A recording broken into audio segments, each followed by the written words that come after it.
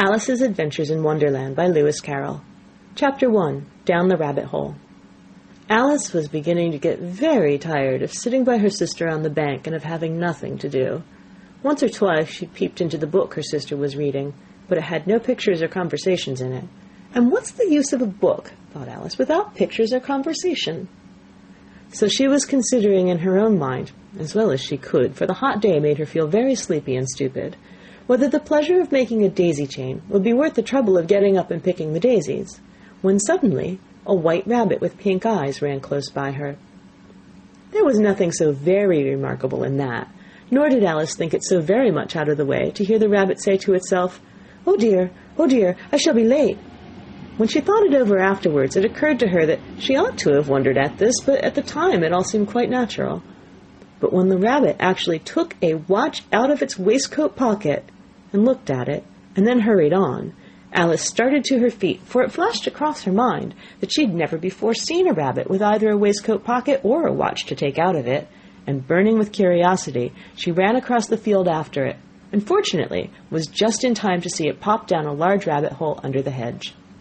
In another moment, down went Alice after it, never once considering how in the world she was to get out again. The rabbit hole went straight on like a tunnel for some way, and then dipped suddenly down, so suddenly that Alice had not a moment to think about stopping herself before she found herself falling down a very deep well. Either the well was very deep, or she fell very slowly, for she had plenty of time as she went down to look about her and to wonder what was going to happen next. First, she tried to look down and make out what she was coming to, but it was too dark to see anything. Then she looked at the sides of the well, and noticed that they were filled with cupboards and bookshelves. Here and there she saw maps and pictures hung upon pegs. She took down a jar from one of the shelves as she passed. It was labeled Orange Marmalade, but to her great disappointment it was empty. She did not like to drop the jar for fear of killing somebody, so she managed to put it into one of the cupboards as she fell past it. Well, thought Alice to herself, after such a fall as this, I shall think nothing of tumbling downstairs. How brave they'll all think me at home. Why, I wouldn't say anything about it even if I fell off the top of a house, which was very likely true. Down, down, down. Would the fall never come to an end? I wonder how many miles I've fallen by this time, she said aloud. I must be getting somewhere near the center of the earth. Let me see, that would be 4,000 miles down, I think. For you see, Alice had learnt several things of this sort in her lessons in the schoolroom, and though this was not a very good opportunity for showing off her knowledge, as there was no one to listen to her, still it was good practice to say it over. Yes, that's about the right distance. But then I wonder what latitude or longitude I've got to. Alice had no idea what latitude was, or longitude either, but thought they were nice grand words to say. Presently she began again. I wonder if I shall fall right through the earth. How funny it'll seem to come out among the people that walk with their heads downward. The antipathies, I think. She was rather glad there was no one listening this time, as it didn't sound at all the right word. But I shall have to ask them what the name of the country is, you know. Please, ma'am, is this New Zealand or Australia? And she tried to curtsy as she spoke. Fancy curtsying as you're falling through the air. Do you think you could manage it? And what an ignorant little girl she'll think me for asking. No, it'll never do to ask. Perhaps I shall see it written up somewhere. Down, down, down. There was nothing else to do, so Alice soon began talking again. Dinah will miss me very much tonight, I should think. Dinah was the cat. I hope they'll remember her saucer of milk at tea time. Dinah, my dear, I wish you were down here with me. There are no mice in the air, I'm afraid, but you might catch a bat, and that's very like a mouse, you know. But do cats eat bats, I wonder? And here Alice began to get rather sleepy, and went on saying to herself in a dreamy sort of way, Do cats eat bats? Do cats eat bats? And sometimes, do bats eat cats? For you see, as she couldn't answer either question, it didn't much matter which way she put it. She felt that she was dozing off, and had just begun to dream that she was walking hand in hand with Dinah, and saying to her very earnestly, Now, Dinah, tell me the truth, did you ever eat a bat? When suddenly, thump, thump, down she came upon a heap of sticks and dry leaves, and the fall was over. Alice was not a bit hurt, and she jumped up on her feet in a moment. She looked up, but it was all dark overhead. Before her was another long passage, and the white rabbit was still in sight, hurrying down it. There was not a moment to be lost, Away went Alice like the wind, and was just in time to hear it say, as it turned a corner, "Oh, my ears and whiskers, how late it's getting!" She was close behind it when she turned the corner, but the rabbit was no longer to be seen. She found herself in a long, low hall, which was lit up by a row of lamps hanging from the roof. There were doors all around the hall, but they were all locked, and when Alice had been all the way down one side and up the other, trying every door, she walked sadly down the middle, wondering how she was ever to get out again. Suddenly she came upon a little three-legged table, all made of solid glass. There was nothing on it except a tiny golden key, and Alice's first thought was that it might belong to one of the doors of the hall. But alas, either the locks were too large or the key was too small, but at any rate it would not open any of them. However, on the second time round she came upon a low curtain she had not noticed before, and behind it was a little door about 15 inches high. She tried the little golden key in the lock, and to her great delight it fitted. Alice opened the door and found it led into a small passage, not much larger than a rat hole. She knelt down and looked along the passage into the loveliest garden you ever saw. How she longed to get out of that dark hall and wander about among those beds of bright flowers and those cool fountains, but she could not even get her head through the doorway. And even if my head would go through, thought poor Alice, it would be of very little use without my shoulders. Oh, how I wish I could shut up like a telescope. I think I could, if I only know how to begin. For you see, so many out-of-the-way things had happened lately that Alice had begun to think that very few things indeed were really impossible. There seemed to be no use in waiting by the little door, so she went back to the table, half hoping she might find another key on it, or at any rate a book of rules for shutting people up like telescopes.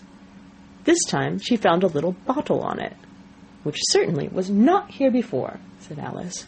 And round the neck of the bottle was a paper label with the words "Drink me" beautifully printed on it in large letters. It was all very well to say "drink me," but the wise little Alice was not going to do that in a hurry. "No, I'll look first," she said, "and see whether it's marked poison or not," for she had read several nice little histories about children who'd gotten burnt and eaten up by wild beasts and other unpleasant things, all because they would not remember the simple rules their friends had taught them, such as that a red-hot poker will burn you if you hold it too long, and that if you cut your finger very deeply with a knife it usually bleeds. And she had never forgotten that if you drink much from a bottle marked poison, it's almost certain to disagree with you sooner or later. However, this bottle was not marked poison, so Alice ventured to taste it, and finding it very nice, it had, in fact, a sort of mixed flavor of cherry tart, custard, pineapple, roast turkey, toffee, and hot buttered toast. She very soon finished it off. "What a curious feeling," said Alice. "I must be shutting up like a telescope." And so it was indeed. She was now only 10 inches high, and her face brightened up at the thought that she was now the right size for going through the little door into that lovely garden. First, however, she waited for a few minutes to see if she was going to shrink any further. She felt a little nervous about this. "For it might end, you know," said Alice to herself, "in my going out altogether like a candle. I wonder what I should be like then." And she tried to fancy what the flame of a candle is like after the candle is blown out, for she could not remember having ever seen such a thing. After a while, finding that nothing more happened, she decided on going into the garden at once. But alas for poor Alice, when she got to the door, she found she'd forgotten the little golden key, and when she went back to the table for it, she found she could not possibly reach it. She could see it quite plainly through the glass, and she tried her best to climb up one of the legs of the table, but it was too slippery, and when she had tired herself out with trying, the poor little thing sat down and cried. "Come, there's no use crying like that," said Alice to herself rather sharply. "I advise you to leave off this minute." She generally gave herself very good advice, though she very seldom followed it, and sometimes she scolded herself so severely as to bring tears into her eyes. She once remembered trying to box her own ears for having cheated herself in a game of croquet she was playing against herself, for this curious child was fond of pretending to be two people.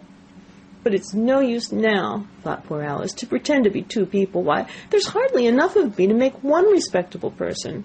Soon her eye fell on a little glass box that was lying under the table. She opened it, and found in it a very small cake, on which the words "Eat me" were beautifully marked in currants. "Well, I'll eat it," said Alice, "and if it makes me grow larger, I can reach the key, and if it makes me grow smaller, I can creep under the door. So either way I'll get into the garden, and I don't care which happens." She ate a little bit, and said anxiously to herself, "Which way? Which way?" holding her hand on the top of her head to feel which way it was growing, and she was quite surprised to find that she remained the same size. To be sure, this generally happens when one eats cake, but Alice had gotten so much into the way of expecting nothing but out-of-the-way things to happen that it seemed quite dull and stupid for life to go on in the common way. So she set to work, and very soon finished off the cake. End of Chapter 1. Read by Krista McQuillan, Tokyo, Japan, November 15th, 2005. Alice's Adventures in Wonderland by Lewis Carroll. Chapter 2. The Pool of Tears. "Curiouser and curiouser," cried Alice. She was so much surprised that for the moment she quite forgot how to speak good English. "Now I'm opening out like the largest telescope that ever was. Goodbye, feet." For when she looked down at her feet, they seemed to be almost out of sight. They were getting so far off. "Oh, my poor little feet. I wonder who will put on your shoes and stockings for you now, dears. I'm sure I shan't be able to. I shall be a great deal too far off to trouble myself about you. You must manage the best you can, but I must be kind to them," thought Alice, "or perhaps they won't walk the way I want to go. Let me see, I'll give them a new pair of boots every Christmas." And she went on planning to herself how she should manage it. They must go by carrier, she thought, and how funny I'll seem sending presents to one's own feet, and how odd the directions will look. Alice's right foot, Esquire. Hearthrug near the fender with Alice's love. Oh dear, what nonsense I'm talking. Just then, her head struck against the roof of the hall. In fact, she was now more than 9 feet high, and she at once took up the little golden key and hurried off to the garden door. Poor Alice! It was as much as she could do lying down on one side to look into the garden with one eye, but to get through was more hopeless than ever. She sat down and began to cry again. "You ought to be ashamed of yourself," said Alice. "A great girl like you," she might well say this, "to go on crying in this way. Stop this moment, I tell you." But she went on all the same, shedding gallons of tears until there was a large pool all around her, about 4 inches deep and reaching half down the hall. After a time, she heard a little pattering of feet in the distance, and she hastily dried her eyes to see what was coming. It was the White Rabbit returning, splendidly dressed with a pair of white kid gloves in one hand and a large fan in the other. He came trotting along in a great hurry, muttering to himself as he came, "Oh, the Duchess, the Duchess! Oh, won't she be savage if I've kept her waiting?" Alice felt so desperate that she was ready to ask help of anyone. So when the rabbit came near her, she began in a low, timid voice, "If you please, sir." The rabbit started violently, dropped the white kid gloves and the fan, and scurried away into the darkness, as hard as he could go. Alice took up the fan and gloves, and as the hall was very hot, she kept fanning herself all the time she went on talking. "Dear, dear, how queer everything is today, and yesterday things went on just as usual. I wonder if I've been changed in the night. Let me think, was I the same when I got up this morning? I almost think I can remember feeling a little different. But if I'm not the same, the next question is, who in the world am I? Ah, that's the great puzzle." And she began thinking over all the children that she knew that were of the same age as herself, to see if she could have been changed for any of them.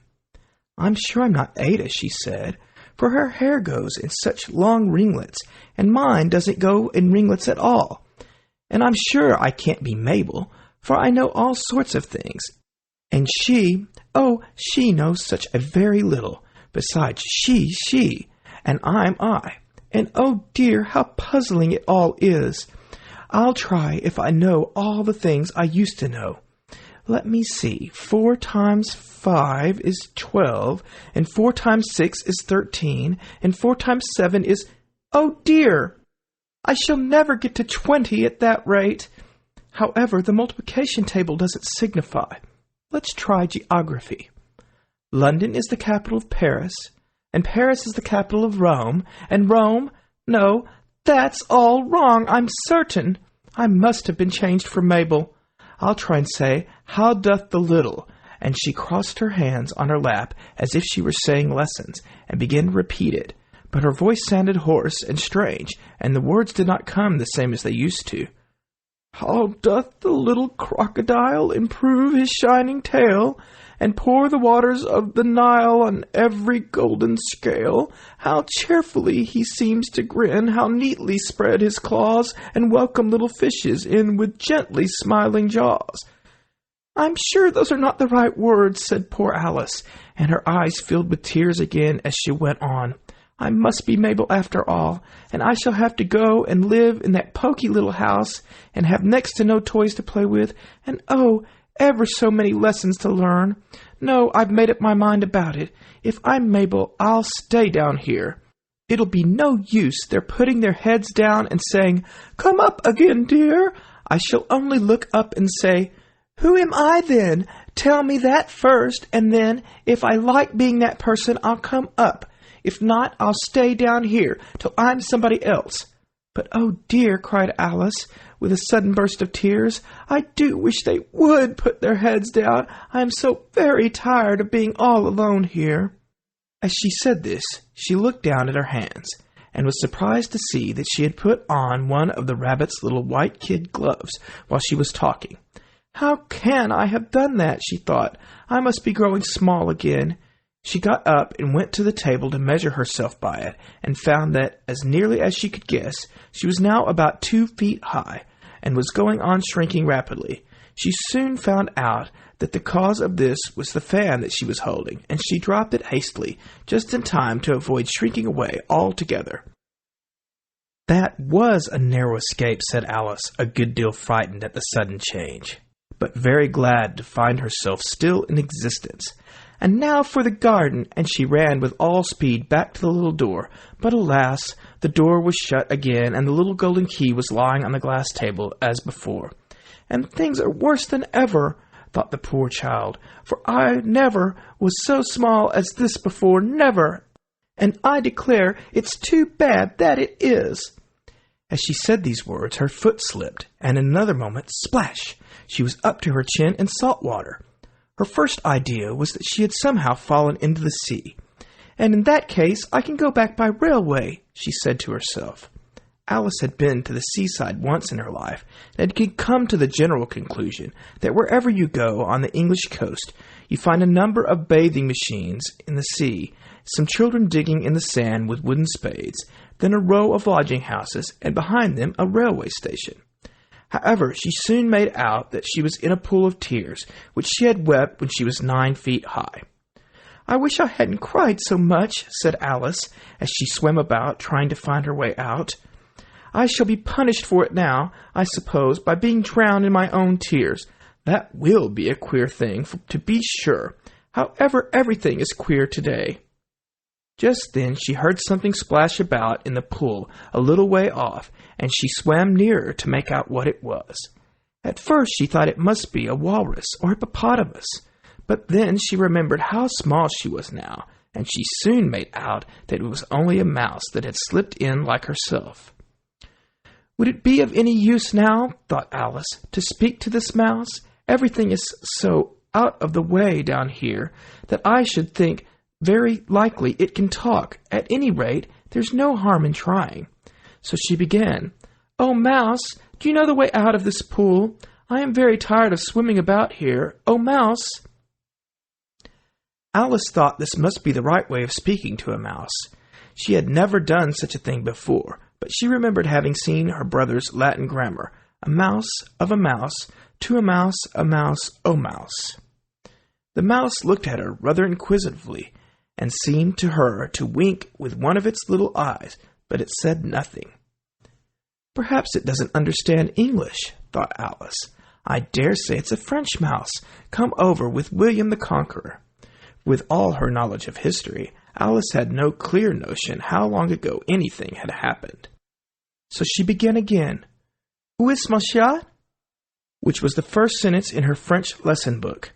The mouse gave a sudden leap out of the water and seemed to quiver all over with fright. Oh, I beg your pardon, cried Alice hastily, afraid that she had hurt the poor animal's feelings. I quite forgot you don't like cats." "Not like cats?" cried the mouse in a shrill, passionate voice. "Would you like cats if you were me?" "Well, perhaps not," said Alice in a soothing tone. "Don't be angry about it. And yet I wish I could show you our cat, Dinah. I think you'd take a fancy to cats if you could only see her. She's such a dear, quiet thing," Alice went on half to herself as she swam lazily about in the pool. "And she sits purring so nicely by the fire, licking her paws and washing her face, and she is such a nice, soft thing to nurse, and she's such a capital one for catching mice. Oh, I beg your pardon," cried Alice again, for this time the mouse was bristling all over, and she felt certain it must be really offended. "We won't talk about her any more, if you'd rather not." "We, indeed," cried the mouse, who was trembling down to the end of his tail. "As if I would talk on such a subject. Our family always hated cats. Nasty, low, vulgar things. Don't let me hear the name again." "I won't indeed," said Alice, in a great hurry to change the subject of conversation. "And you, are you fond of dogs?" The mouse did not answer, so Alice went on eagerly. "There is such a nice little dog near our house I should like to show you. A little bright-eyed terrier, you know, with, such long curly brown hair, and it'll fetch things when you throw them, and it'll sit up and beg for its dinner, and all sorts of things. I can't remember half of them, and it belongs to a farmer, you know, and he says it's so useful, it's worth £100. He says it kills all the rats and—" "Oh, dear!" cried Alice in a sorrowful tone. "I'm afraid I've offended again." For the mouse was swimming away from her as hard as it could go, and making quite a commotion in the pool as it went.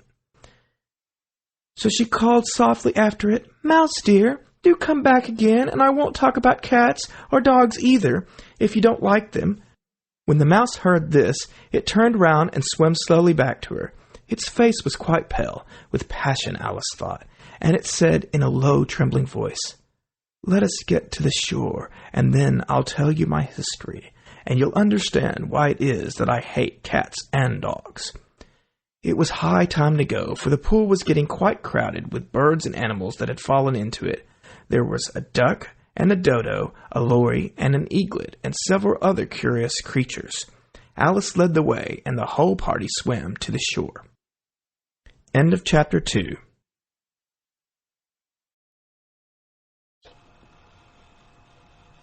Alice in Wonderland by Lewis Carroll. Chapter 3. A Caucus Race and a Long Tale. They were indeed a queer-looking party that assembled on the bank. The birds with draggled feathers, the animals with their fur clinging close to them, and all dripping wet, cross, and uncomfortable. The first question, of course, was how to get dry again. They had a consultation about this, and after a few minutes, it seemed quite natural to Alice to find herself talking familiarly with them as if she had known them all her life. Indeed, she had quite a long argument with the lory, who at last turned sulky and would only say, "I am older than you and must know better." And this Alice would not allow without knowing how old it was, and as the lory positively refused to tell its age, there was no more to be said. At last the mouse, who seemed to be a person of authority among them, called out, "Sit down, all of you, and listen to me. I'll soon make you dry enough." They all sat down at once, in a large ring, with the mouse in the middle. Alice kept her eyes anxiously fixed on it, for she felt sure she would catch a bad cold if she did not get dry very soon. "Ahem," said the mouse with an important air. "Are you all ready? This is the driest thing I know. Silence all around, if you please." William the Conqueror, whose cause was favored by the Pope, was soon submitted to by the English, who wanted leaders, and had been of late much accustomed to usurpation and conquest. Edwin and Morcar, the Earls of Mercia and Northumbria— "Ugh!" said the Lory with a shiver. "I beg your pardon," said the mouse, frowning, but very politely. "Did you speak?" "Not I," said the Lory hastily. "I thought you did," said the mouse. I proceed. Edwin and Morcar, the Earls of Mercia and Northumbria, declared for him, and even Stigand, the patriotic Archbishop of Canterbury, found it advisable— "Found what?" said the duck. "Found it," the mouse replied rather crossly. "Of course you know what it means." "I know what it means well enough when I find a thing," said the duck. "It's generally a frog or a worm. The question is, what did the Archbishop find?" The mouse did not notice this question, but hurriedly went on. "Found it advisable to go with Edgar Atheling to meet William and offer him the crown. William's conduct was at first moderate, but the insolence of his Normans— How are you getting on now, my dear?" it continued, turning to Alice as it spoke. "As wet as ever," said Alice in a melancholy tone. "It doesn't seem to dry me at all." "In that case," said the dodo solemnly, rising to its feet, "I move that the meeting adjourn for the immediate adoption of more energetic remedies." "Speak English," said the eaglet. "I don't know the meaning of half those long words, and, what's more, I don't believe you do either." And the eaglet bent down its head to hide a smile. Some of the other birds tittered audibly. "What I was going to say," said the dodo in an offended tone, "was that the best thing is to get us dry would be a caucus race." "What is a caucus race?" said Alice. Not that she wanted much to know, but the dodo had paused as if it thought that somebody ought to speak, and no one else seemed inclined to say anything. "Why," said the dodo, "the best way to explain it is to do it. And you might like to try the thing yourself some winter day. I will tell you how the dodo managed it. First, it marked out a race course in a sort of circle. The exact shape doesn't matter, it said. And then all the party were placed along the course, here and there. There was no 1, 2, 3, and away, but they began running when they liked, and left off when they liked. so that it was not easy to know when the race was over. However, when they had been running half an hour or so, and were quite dry again, the dodo suddenly called out, "The race is over!" And they all crowded round it, panting and asking, "But who has won?" This question the dodo could not answer without a great deal of thought, and it sat for a long time with one finger pressed upon its forehead, the position in which you usually see Shakespeare in the pictures of him, while the rest waited in silence. At last the dodo said, "Everybody has won, and all must have prizes." "But who is to give the prizes?" quite a chorus of voices asked. "Why, she, of course," said the dodo, pointing to Alice with one finger, and the whole party at once crowded round her, calling out in a confused way, "Prizes! Prizes!" Alice had no idea what to do, and in despair she put her hand in her pocket and pulled out a box of comfits. Luckily, the salt water had not got into it, and handed them round as prizes. There was exactly one apiece all round. But she must have a prize herself, you know," said the mouse. "Of course," the dodo replied very gravely. "What else have you got in your pocket?" he went on, turning to Alice. "Only a thimble," said Alice sadly. "Hand it over here," said the dodo. Then they all crowded round her once more, while the dodo solemnly presented the thimble, saying, "We beg your acceptance of this elegant thimble."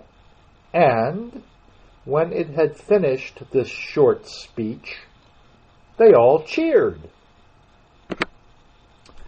Alice thought the whole thing very absurd, but they all looked so grave that she did not dare to laugh, and as she could not think of anything to say, she simply bowed and took the thimble, looking as solemn as she could.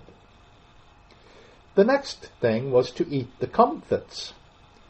This caused some noise and confusion, as the large birds complained that they could not taste theirs, and the small ones choked and had to be patted on the back. However, it was over at last, and they sat down again in a ring and begged the mouse to tell them something more. "You promised to tell me your history, you know," said Alice, "and why it is you hate C and D," she added in a whisper, half afraid that it would be offended again. "Mine is a long and a sad tale," said the mouse, turning to Alice and sighing. "It is a long tale, certainly," said Alice, looking down with wonder at the mouse's tail. "But why do you call it sad?" And she kept on puzzling about it while the mouse was speaking, so that her idea of the tale was something like this. Here the words are written on the page 1 to 4 on a line, and the lines are offset so they snake down the page in a wavy fashion. And here's what they say. Fury said to a mouse that he met in the house, "Let us both go to law. I will prosecute you. Come, I'll take no denial. We must have a trial. For really this morning I've nothing to do.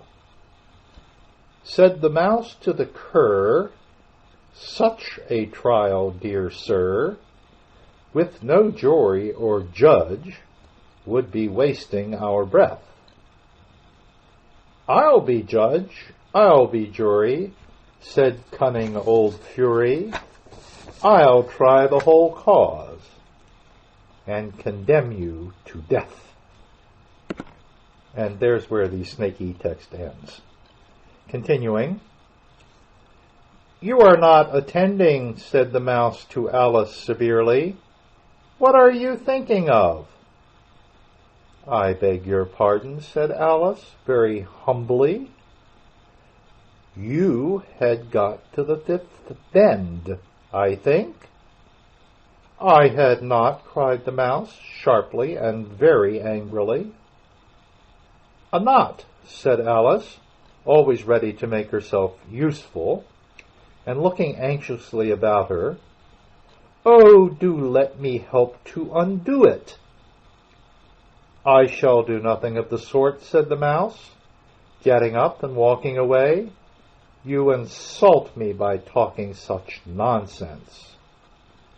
I didn't mean it, pleaded poor Alice, but you're so easily offended, you know. The mouse only growled in reply. Please come back and finish your story, Alice called after it, and the others all joined in chorus. Yes, please do. But the mouse only shook its head impatiently and walked a little quicker. What a pity it wouldn't stay, sighed the Lory, as soon as it was quite out of sight, and an old crab took the opportunity of saying to her daughter, Ah, my dear, let this be a lesson to you, never to lose your temper. Hold your tongue, Ma, said the young crab a little snappishly. You're enough to try the patience of an oyster. Oh, I wish I had our Dinah here, I know I do, said Alice aloud, addressing nobody in particular. She'd soon fetch it back. And who is Dinah, if I might venture to ask the question, said the Lory. Alice replied eagerly, for she was always ready to talk about her pet. Dinah's our cat, and she's such a capital one for catching mice you can't think. And oh, I wish you could see her after the birds. Why, she'll eat a little bird as soon as look at it. This speech caused a remarkable sensation among the party. Some of the birds hurried off at once. One old magpie began wrapping itself up very carefully, remarking, I really must be getting home. The night air doesn't suit my throat. And the canary called out in a trembling voice to its children, Come away, my dears. It's high time you were all in bed. On various pretexts, they all moved off, and Alice was soon left alone. Oh, I wish I hadn't mentioned Dinah, she said to herself in a melancholy tone. Nobody seems to like her down here, and I'm sure she's the best cat in the world. Oh, my dear Dinah, I wonder if I shall ever see you any more. And here poor Alice began to cry again, for she felt very lonely and low-spirited. In a little while, however, she again heard a little pattering of footsteps in the distance, and she looked up eagerly, half hoping that the mouse had changed his mind and was coming back to finish his story. This is the end of Chapter 3.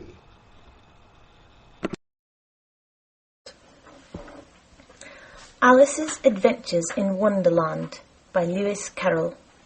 Chapter 4. The Rabbit Sends in a Little Bill. It was the White Rabbit, trotting slowly back again, and looking anxiously about as it went, as if it had lost something. And she heard it muttering to itself, "The Duchess! The Duchess! Oh, my dear paws! Oh, my fur and whiskers! She'll get me executed as sure as ferrets are ferrets! Where can I have dropped them, I wonder?" Alice guessed in a moment that it was looking for the fan and the pair of white kid gloves, and she very good-naturedly began hunting about for them. But they were nowhere to be seen. Everything seemed to have changed since her swim in the pool, and the great hall with the glass table and the little door had vanished completely. Very soon the rabbit noticed Alice as she went hunting about, and called out to her in an angry tone, "Why, Marianne, what are you doing out here? Run home this moment and fetch me a pair of gloves and a fan. Quick now!" And Alice was so much frightened that she ran off at once in the direction it pointed to, without trying to explain the mistake it had made. "He took me for his housemaid," she said to herself as she ran. "How surprised he'll be when he finds out who I am. But I'd better take him his fan and gloves, that is, if I can find them." As she said this, she came upon a neat little house, on the door of which was a bright brass plate with the name W. Rabbit engraved upon it. She went in without knocking and hurried upstairs in great fear lest she should meet the real Marianne and be turned out of the house before she had found the fan and gloves. "How queer it seems," Alice said to herself, "to be going messages for a rabbit. I suppose Dinah will be sending me out on messages next." And she began fancying the sort of thing that would happen. "Miss Alice, come here directly and get ready for your walk." "Coming in a minute, nurse, but I've got to see that the mouse doesn't get out." "Only I don't think," Alice went on, "that they'd let Dinah stop in the house if it began ordering people about like that." By this time she had found her way into a tidy little room with a table in the window, and on it, as she had hoped, a fan and 2 or 3 pairs of tiny white kid gloves. She took up the fan and a pair of the gloves, and was just going to leave the room, when her eyes fell upon a little bottle that stood near the looking-glass. There was no label this time with the words, "Drink me," but nevertheless she uncorked it and put it to her lips. "I know something interesting is sure to happen," she said to herself, "whenever I eat or drink anything. So I'll just see what this bottle does. I do hope it'll make me grow large again, for really I'm quite tired of being such a tiny little thing." It did so indeed, and much sooner than she had expected. Before she had drunk half the bottle, she found her head pressing against the ceiling, and had to stoop to save her neck from being broken. She hastily put down the bottle, saying to herself, "That's quite enough. I hope I shan't grow any more. As it is, I can't get out at the door. I do wish I hadn't drunk quite so much." Alas, it was too late to wish that. She went on growing and growing, and very soon had to kneel down on the floor. In another minute there was not even room for this, and she tried the effect of lying down with one elbow against the door and the other arm curled round her head. Still she went on growing, and, as a last resource, she put one arm out the window and one foot up the chimney, and said to herself, "Now I can do no more, whatever happens. What will become of me?" Luckily for Alice, the little magic bottle had now had its full effect, and she grew no larger. Still, it was very uncomfortable, and as there seemed to be no sort of chance of her ever getting out of the room again, no wonder she felt unhappy. It was much pleasanter at home, thought poor Alice, when one wasn't always growing larger and smaller and being ordered about by mice and rabbits. I almost wish I hadn't gone down that rabbit hole, and yet it's rather curious, you know, this sort of life. I do wonder what can have happened to me. When I used to read fairy tales, I fancied that kind of thing never happened, and now here I am in the middle of one. There ought to be a book written about me, that there ought. And when I grow up, I'll write one. But I'm grown up now, she added in a sorrowful tone. At least there's no room to grow up any more here. But then, thought Alice, shall I never get any older than I am now? That'll be a comfort, one way, never to be an old woman. But then, always to have lessons to learn. Oh, I shouldn't like that.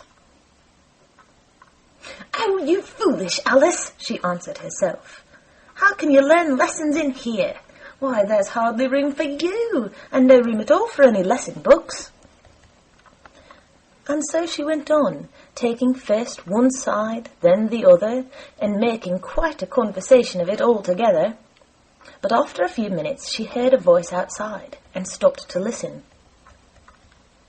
"Marianne, Marianne," said the voice, "fetch me my gloves this moment." Then came a little pattering of feet on the stairs. Alice knew it was the rabbit coming to look for her, and she trembled till she shook the house, quite forgetting that she was now about 1,000 times as large as the rabbit, and had no reason to be afraid of it. Presently the rabbit came up to the door and tried to open it. But as the door opened inwards and Alice's elbow was pressed hard against it, that attempt proved a failure. Alice heard it say to itself, "Then I'll go round and get in at the window." That you won't, thought Alice, and after waiting till she fancied she heard the rabbit just under the window, she suddenly spread out her hand and made a snatch in the air. She did not get hold of anything, but she heard a little shriek and a fall and a crash of broken glass, from which she concluded that it was just possible it had fallen into a cucumber frame or something of the sort.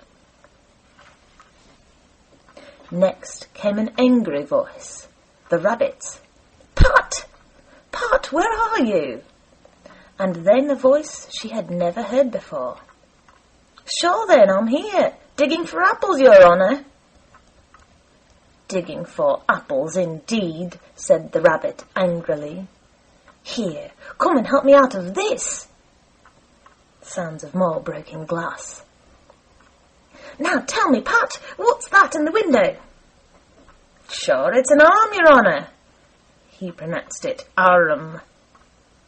"An arm, you goose! Who ever saw one that size? Why, it fills the whole window." "Sure it does, your honour, but it's an arm for all that." "Well, it's got no business there at any rate. Go and take it away." There was a long silence after this, and Alice could only hear whispers now and then, such as, "Sure, I don't like it, your honour, at all, at all." "Do as I tell you, you coward." And at last she spread out her hand again and made another snatch in the air. This time there were 2 little shrieks and more sounds of breaking glass. What a number of cucumber frames there must be, thought Alice. I wonder what they'll do next. As for pulling me out of the window, I only wish they could. I'm sure I don't want to stay in here any longer.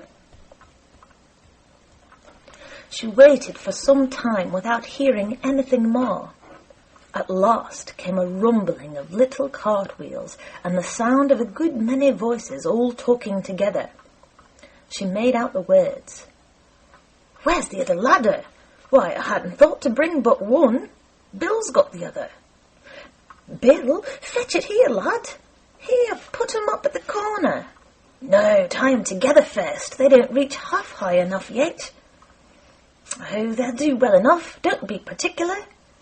Here, Bill, catch hold of this rope. Will the roof break? Mind that loose slat. Oh, it's coming down. Heads below." A loud crash. Now, who did that? It was Bill, I fancy. Who's to go down the chimney? Nay, I shan't. You do it. That I won't, then. Bill's to go down. Here, Bill. The master says you're to go down the chimney. Oh, so Bill's got to come down the chimney, has he? Said Alice to herself. Shy, they seem to put everything upon Bill. I wouldn't be in Bill's place for a good deal. This fireplace is narrow, to be sure, but I think I can kick a little. She drew her foot as far down the chimney as she could and waited till she heard a little animal. She couldn't guess of what sort it was, scratching and scrambling about in the chimney close above her. Then, saying to herself, "This is Bill," she gave one sharp kick and waited to see what would happen next. The first thing she heard was a general chorus of, "There goes Bill!" Then the rabbit's voice along, "Catch him, you by the hedge!" Then silence, and then another confusion of voices. "Hold up his head! Brandy now, don't choke him! How was it, old fella? What happened to you? Tell us all about it!" Last came a little, feeble, squeaking voice. "That's Bill," thought Alice. "Well, I hardly know. No more, thank you. I'm better now, but I'm a deal too flustered to tell you. All I know is something comes at me like a jack-in-the-box, and up I goes like a skyrocket." "So you did, old fella," said the others. "We must burn the house down," said the rabbit's voice, and Alice called out as loud as she could, "If you do, I'll set Dinah at you." There was a deadly silence instantly, and Alice thought to herself, "I wonder what they will do next. If they had any sense, they'd take the roof off." After a minute or two, they began moving about again, and Alice heard the rabbit say, "A barrelful will do, to begin with." A barrelful of what? Thought Alice. But she had not long to doubt, for the next moment a shower of little pebbles came rattling in at the window, and some of them hit her in the face. "I'll put a stop to this," she said to herself, and shouted out, "You'd better not do that again," which produced another dead silence. Alice noted with some surprise that the pebbles were all turning into little cakes as they lay on the floor, and a bright idea came into her head. "If I eat one of these cakes," she thought, "it's sure to make some change in my size, and as it can't possibly make me larger, it must make me smaller, I suppose." So she swallowed one of the cakes and was delighted to find that she began shrinking directly. As soon as she was small enough to get through the door, she ran out of the house and found quite a crowd of little animals and birds waiting outside. The poor little lizard, Bill, was in the middle, being held up by 2 guinea pigs, who were giving it something out of a bottle. They all made a rush at Alice the moment she appeared, but she ran off as hard as she could and soon found herself safe in a thick wood. "The first thing I've got to do," said Alice to herself as she wandered about in the wood, is to grow to my right size again. And the second thing is to find my way into that lovely garden. I think that will be the best plan." It sounded an excellent plan, no doubt, and very neatly and simply arranged. The only difficulty was that she had not got the smallest idea how to set about it. And while she was peering about anxiously among the trees, a little sharp bark just over her head made her look up in a great hurry. An enormous puppy was looking down at her with large round eyes and feebly stretching out one paw, trying to touch her. "Poor little thing," said Alice in a coaxing tone, and she tried hard to whistle to it, but she was terribly frightened all the time at the thought that it might be hungry, in which case it would be very likely to eat her up in spite of all her coaxing. Hardly knowing what she did, she picked up a little bit of stick and held it out to the puppy, whereupon the puppy jumped into the air off all its feet at once with a yelp of delight and rushed at the stick and made believe to worry it. Then Alice dodged behind a great thistle to keep herself from being run over, and the moment she appeared on the other side, the puppy made another rush at the stick and tumbled head over heels in its hurry to get hold of it. Then Alice, thinking it was very like having a game of play with a cart horse, and expecting every moment to be trampled under its feet, ran round the thistle again. Then the puppy began a series of short charges at the stick, running a very little way forwards each time and a long way back, and barking hoarsely all the while, till at last it sat down a good way off, panting, with its tongue hanging out of his mouth, and its great eyes half shut. This seemed to Alice a good opportunity for making her escape, so she set off at once and ran till she was quite tired and out of breath, and till the puppy's bark sounded quite faint in the distance. "And yet what a dear little puppy it was," said Alice, as she leant against a buttercup to rest herself and fanned herself with one of the leaves. "I should have liked teaching it tricks very much if I'd only been the right size to do it. Oh dear, I'd nearly forgotten that I'd got to grow up again. Let me see, how is this to be managed? I suppose I ought to eat or drink something or other, but the great question is, what?" The great question certainly was, what? Alice looked all round her at the flowers and the blades of grass, but she did not see anything that looked like the right thing to eat or drink under the circumstances. There was a large mushroom growing near her, about the same height as herself, and when she had looked under it, and on both sides of it, and behind it, it occurred to her that she might as well look and see what was on top of it. She stretched herself up on tiptoe, and peeped over the edge of the mushroom, and her eyes immediately met those of a large caterpillar that was sitting on the top with its arms folded, quietly smoking a long hookah, and taking not the smallest notice of her or of anything else.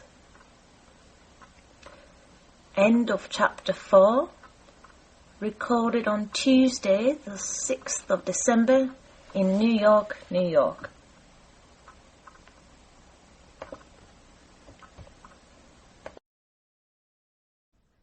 Alice's Adventures in Wonderland by Lewis Carroll. Chapter 5. Advice from a Caterpillar. The caterpillar and Alice looked at each other for some time in silence.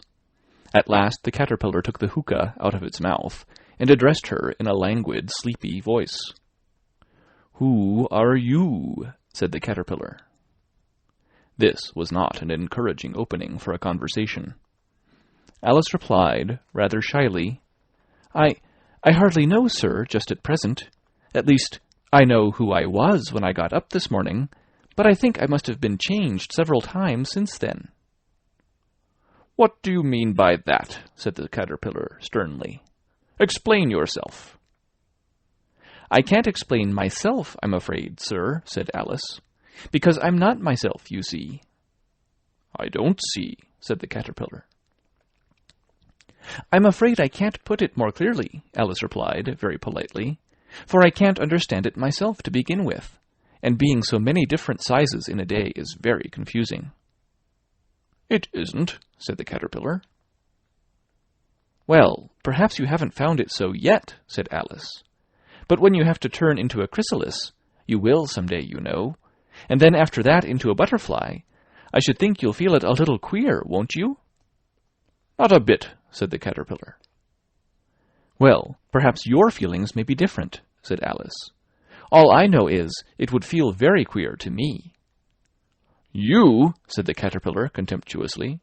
"Who are you?" Which brought them back again to the beginning of the conversation. Alice felt a little irritated at the caterpillar's making such very short remarks, and she drew herself up and said, very gravely, "I think you ought to tell me who you are first." "Why?" said the caterpillar. Here was another puzzling question, and as Alice could not think of any good reason, and as the caterpillar seemed to be in a very unpleasant state of mind, she turned away. "Come back," the caterpillar called after her. "I've something important to say." This sounded promising, certainly. Alice turned and came back again. "Keep your temper," said the caterpillar. "Is that all?" said Alice, swallowing down her anger as well as she could. "No," said the caterpillar. Alice thought she might as well wait, as she had nothing else to do, and perhaps, after all, it might tell her something worth hearing. For some minutes it puffed away without speaking, but at last it unfolded its arms, took the hookah out of its mouth again, and said, "So you think you're changed, do you?" "I'm afraid I am, sir," said Alice. "I can't remember things as I used, and I don't keep the same size for 10 minutes together." "Can't remember what things?" said the caterpillar. "Well, I've tried to say, 'How doth the little busy bee?' but it all came different," Alice replied in a very melancholy voice. "Repeat, 'Your old Father William,'" said the caterpillar. Alice folded her hands and began, "You are old, Father William," the young man said, "and your hair has become very white, and yet you incessantly stand on your head. Do you think, at your age, it is right?" "In my youth," Father William replied to his son, "I feared it might injure the brain. But now that I'm perfectly sure I have none, why, I do it again and again." "You are old," said the youth, as I mentioned before, "and have grown most uncommonly fat. Yet you turned a back somersault in at the door. Pray, what is the reason of that?" "In my youth," said the sage, as he shook his grey locks, "I kept all my limbs very supple, by the use of this ointment, 1 shilling the box. Allow me to sell you a couple?" "You are old," said the youth, "and your jaws are too weak for anything tougher than suet. Yet you finished the goose, with the bones and the beak. Pray, how did you manage to do it?" "In my youth," said his father, "I took to the law, and argued each case with my wife, and the muscular strength which it gave to my jaw has lasted the rest of my life." "You are old," said the youth. "One would hardly suppose that your eye was as steady as ever. Yet you balanced an eel on the end of your nose. What made you so awfully clever?" "I have answered 3 questions, and that is enough," said his father. "Don't give yourself airs. Do you think I can listen all day to such stuff? Be off, or I'll kick you downstairs." "That is not said right," said the caterpillar. "Not quite right, I'm afraid," said Alice, timidly. "Some of the words have got altered." "It is wrong from beginning to end," said the caterpillar decidedly, and there was silence for some minutes. The caterpillar was the first to speak. "What size do you want to be?" it asked. "Oh, I'm not particular as to size," Alice hastily replied. "Only one doesn't like changing so often, you know." "I don't know," said the caterpillar. Alice said nothing. She had never been so much contradicted in her life before, and she felt that she was losing her temper. "Are you content now?" said the caterpillar. "Well, I should like to be a little larger, sir, if you wouldn't mind," said Alice. 3 inches is such a wretched height to be." "It is a very good height indeed," said the caterpillar angrily, rearing itself upright as it spoke. It was exactly 3 inches high. "But I'm not used to it," pleaded poor Alice in a piteous tone. And she thought to herself, "I wish the creatures wouldn't be so easily offended." "You'll get used to it in time," said the caterpillar, and it put the hookah into its mouth and began smoking again.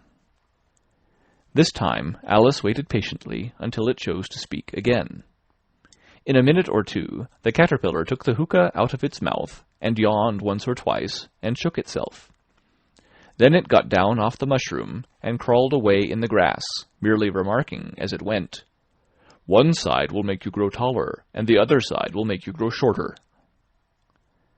"One side of what? The other side of what?" thought Alice to herself. "Of the mushroom," said the caterpillar, just as if she had asked it aloud, and in another moment it was out of sight. Alice remained looking thoughtfully at the mushroom for a minute, trying to make out which were the 2 sides of it, and as it was perfectly round, she found this a very difficult question. However, at last she stretched her arms round it as far as they would go, and broke off a bit of the edge with each hand.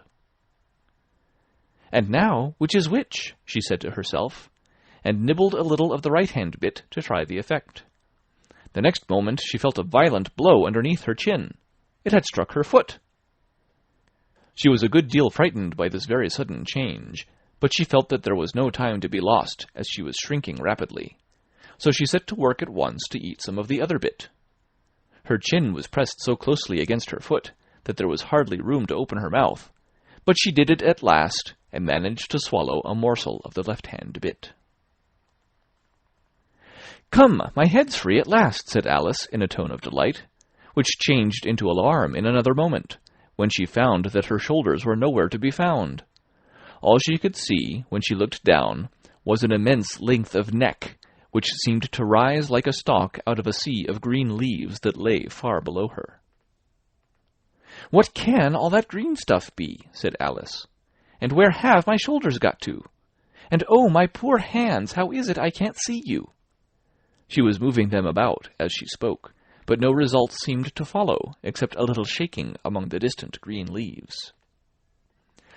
As there seemed to be no chance of getting her hands up to her head, she tried to get her head down to them, and was delighted to find that her neck would bend about easily in any direction, like a serpent.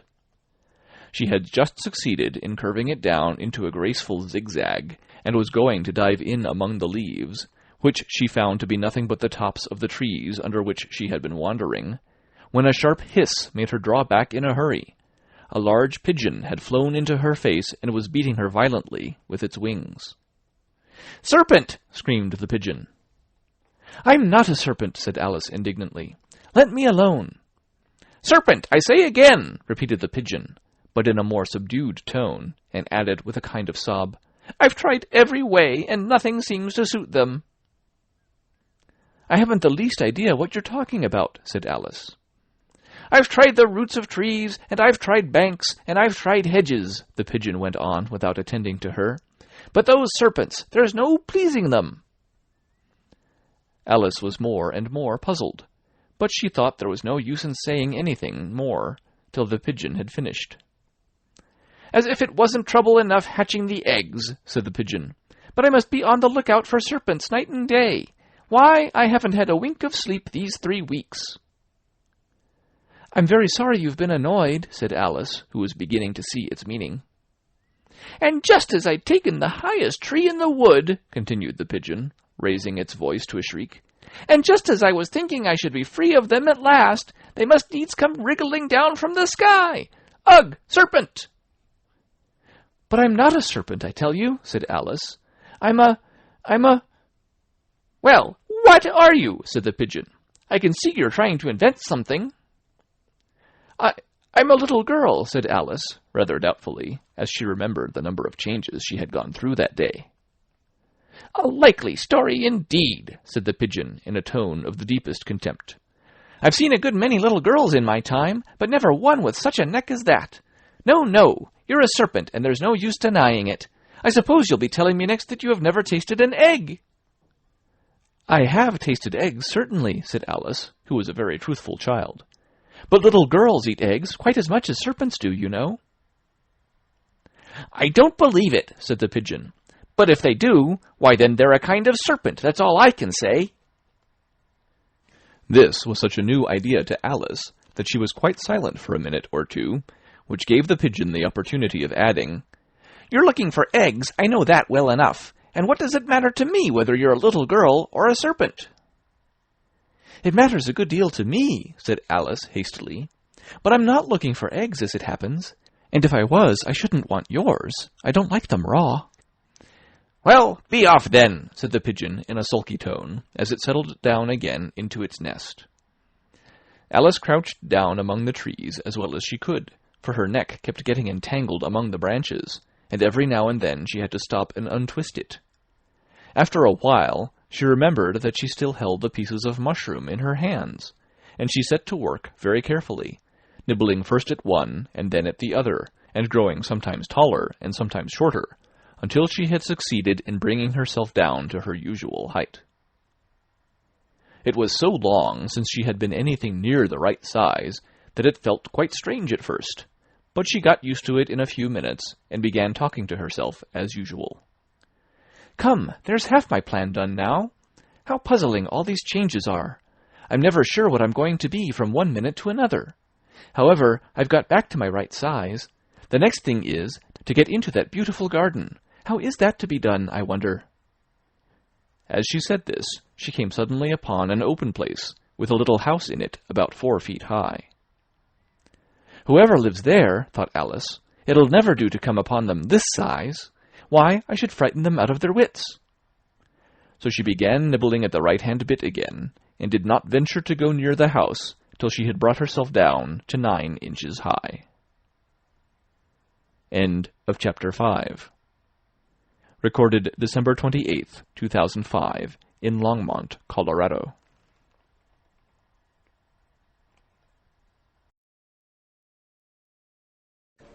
Alice's Adventures in Wonderland by Lewis Carroll, Chapter 6, Pig and Pepper.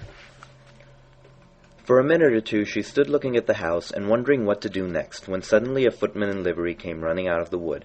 She considered him a footman because he was in livery. Otherwise, judging by his face only, she would have called him a fish, and rapped loudly at the door with his knuckles.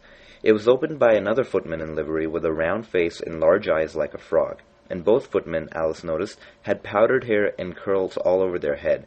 She felt very curious to know what it was all about, and crept a little way out of the wood to listen. The fish footman began by producing from under his arm a great letter, nearly as large as himself, and this he handed over to the other, saying in a solemn tone, for the Duchess, an invitation from the Queen to play croquet. The frog footman repeated in the same solemn tone, only changing the order of the words a little, from the Queen, an invitation for the Duchess to play croquet. Then they both bowed, and their curls got entangled together. Alice laughed so much at this that she had to run back into the wood for fear of their hearing her. And when she next peeped out, the fish footman was gone, and the other was sitting on the ground near the door, staring stupidly up into the sky. Alice went timidly up to the door and knocked. "There's no sort of use in knocking," said the footman, "and that for 2 reasons. First, because I am on the same side of the door as you. Secondly, because they're making such a noise inside that no one could possibly hear you." And certainly there was a most extraordinary noise going on within, a constant howling and sneezing, and every now and then a great crash as if a dish or a kettle had been broken to pieces. "Please then," said Alice, "how am I to get in?" "There might be some sense in your knocking," the footman went on without attending to her. "If we had a door between us, for instance, if you were inside you might knock, and I could let you out, you know." He was looking up into the sky all the time he was speaking, and this Alice thought decidedly uncivil. "But perhaps he can't help it," she said to herself. "His eyes are so very nearly at the top of his head. But at any rate, he might answer questions." "How am I to get in?" she repeated aloud. "I shall sit here," the footman remarked, "till tomorrow." At this moment the door of the house opened, and a large plate came skimming out straight for the footman's head. It just grazed his nose and broke to pieces against one of the trees behind him. "Or next day, maybe," the footman continued in the same tone, exactly as if nothing had happened.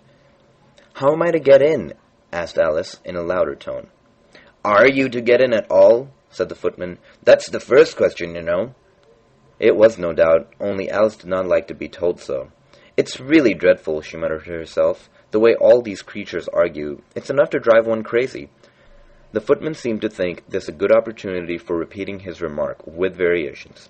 "I shall sit here," he said, "on and off for days and days." "But what am I to do?" said Alice. "Anything you like," said the footman, and began whistling. "Oh, there's no use in talking to him," said Alice desperately. "He's perfectly idiotic," and then opened the door and went in. The door led right into a large kitchen, which was full of smoke from one end to the other. The Duchess was sitting on a three-legged stool in the middle, nursing a baby. The cook was leaning over the fire, stirring a large cauldron which seemed to be full of soup. "There's certainly too much pepper in that soup," Alice said to herself, as well as she could for sneezing. There certainly was too much of it in the air. Even the Duchess sneezed occasionally, and as for the baby, it was sneezing and howling alternately without a moment's pause. The only two creatures in the kitchen that did not sneeze were the cook and the large cat, which was laying on the hearth and grinning from ear to ear. "Please, would you tell me," said Alice a little timidly, for she was not quite sure whether it was good manners for her to speak first, "why your cat grins like that?" "It's a Cheshire cat," said the Duchess, "and that's why, pig." She said the last word with such sudden violence that Alice quite jumped, but she saw in another moment that it was addressed to the baby and not to her. So she took courage and went on again. "I didn't know that Cheshire cats always grinned. In fact, I didn't know that cats could grin." "They all can," said the Duchess, "and most of them do." "I don't know any that do," said Alice very politely, feeling quite pleased to have gotten into a conversation. "You don't know much," said the Duchess, "and that's a fact." Alice did not like at all the tone of this remark, and thought it would be as well to introduce some other subject of conversation. While she was trying to fix on one, the cook took the cauldron of soup off the fire and at once set to work throwing everything within her reach at the Duchess and the baby. The fire irons came first, then followed a shower of saucepans, plates, and dishes. The Duchess took no notice of them even when they hit her, and the baby was howling so much already that it was quite impossible to say whether the blows hurt it or not. "Oh, please mind what you're doing," cried Alex, jumping up and down in agony of terror. "Oh, there goes his precious nose," as an unusually large saucepan flew by and very nearly carried it off.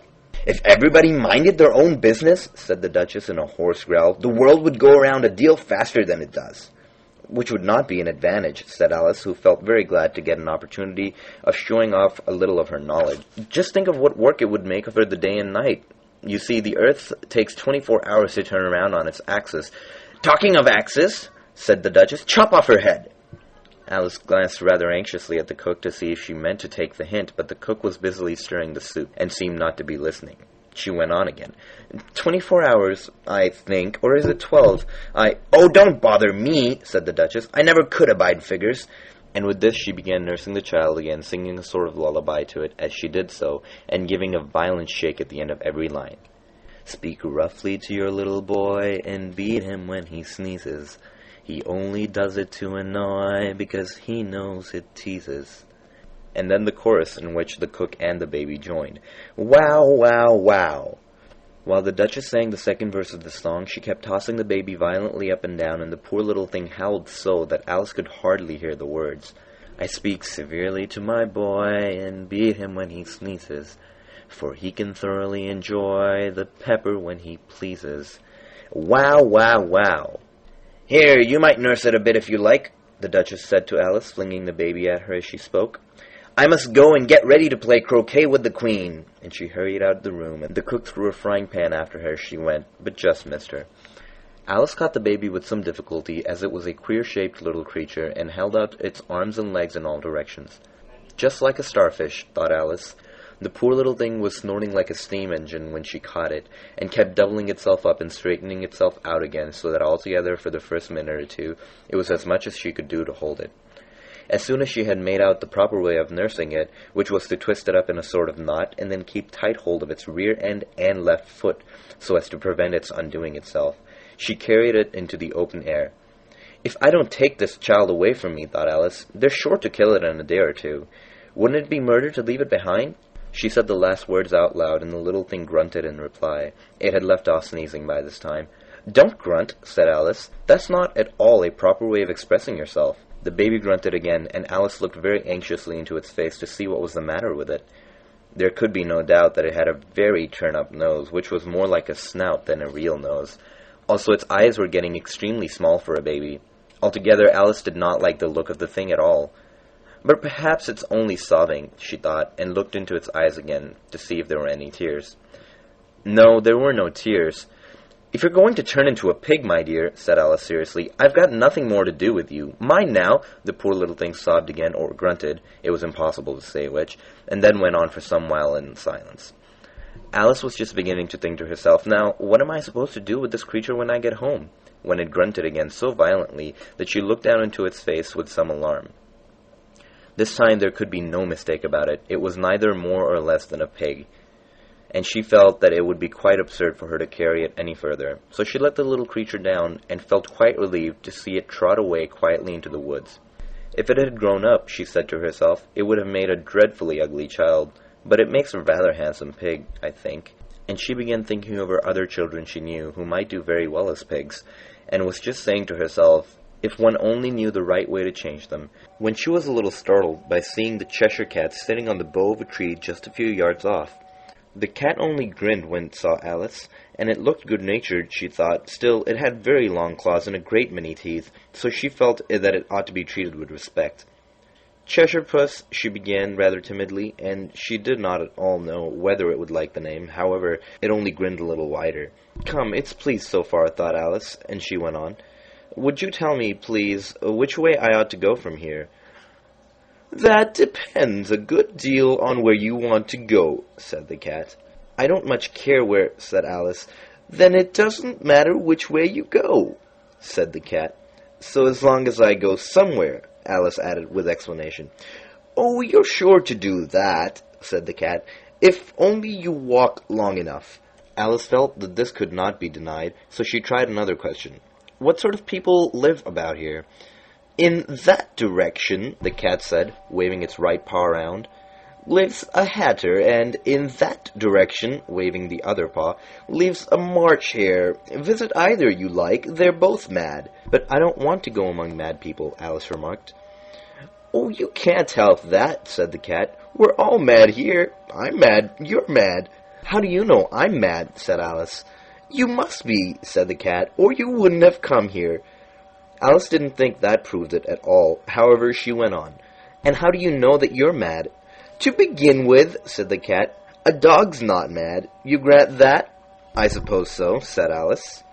"Well then," the cat went on, "you see, a dog growls when it's angry, and wags its tail when it's pleased. Now, I growl when I'm pleased, and wag my tail when I'm angry. Therefore, I'm mad." "I call it purring, not growling," said Alice. "Call it what you like," said the cat. "Do you play croquet with the Queen today?" "I should like it very much," said Alice, "but I haven't been invited yet." "You'll see me there," said the cat, and vanished. Alice was not much surprised at this. She was getting so well used to the queer things happening. While she was still looking at the place where it had been, it suddenly appeared again. "By the by, what became of the baby?" said the cat. "I'd nearly forgotten to ask." "It turned into a pig," Alice answered very quietly, just as if the cat had come back in a natural way. "I thought it would," said the cat, and vanished again. Alice waited a little, half expecting to see it again, but it did not appear. After a minute or two, she walked on in the direction in which the March hare was said to live. "I've seen hatters before," she said to herself. "The March hare will be much more interesting, and perhaps, as this is May, it won't be raving mad. At least, not so mad as it was in March." As she said this, she looked up, and there was the cat again, sitting on the branch of a tree. "Did you say pig or fig?" said the cat. "I said pig," replied Alice, "and I wish that you wouldn't keep appearing and vanishing so suddenly. You make one quite giddy." "All right," said the cat, and this time it vanished quite slowly, beginning with the end of the tail and ending with the grin, which remained some time after the rest of it had gone. "Well, I've often seen a cat without a grin," thought Alice, "but a grin without a cat? It's the most curious thing I ever saw in all my life." She had not gone much further before she came in sight of the house of the March Hare. She thought it must be the right house because the chimneys were shaped like ears and the roof was thatched with fur. It was such a large house that she did not like to go nearer till she had nibbled some more of the left-hand bit of mushroom, and she raised herself about 2 feet high. Even then she walked up towards it rather timidly, saying to herself, "Suppose it should be raving mad after all. I almost wish I'd gone to the Hatter instead." End of chapter 6. Alice's Adventures in Wonderland by Lewis Carroll. Chapter 7. A Mad Tea Party.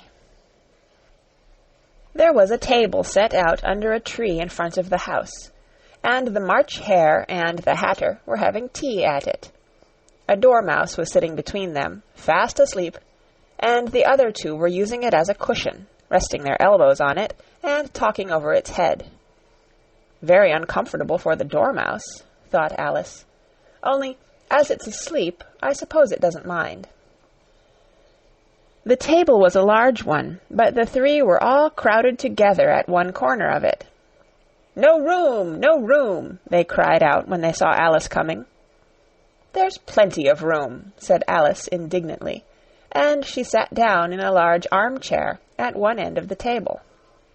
"Have some wine," the March Hare said, in an encouraging tone.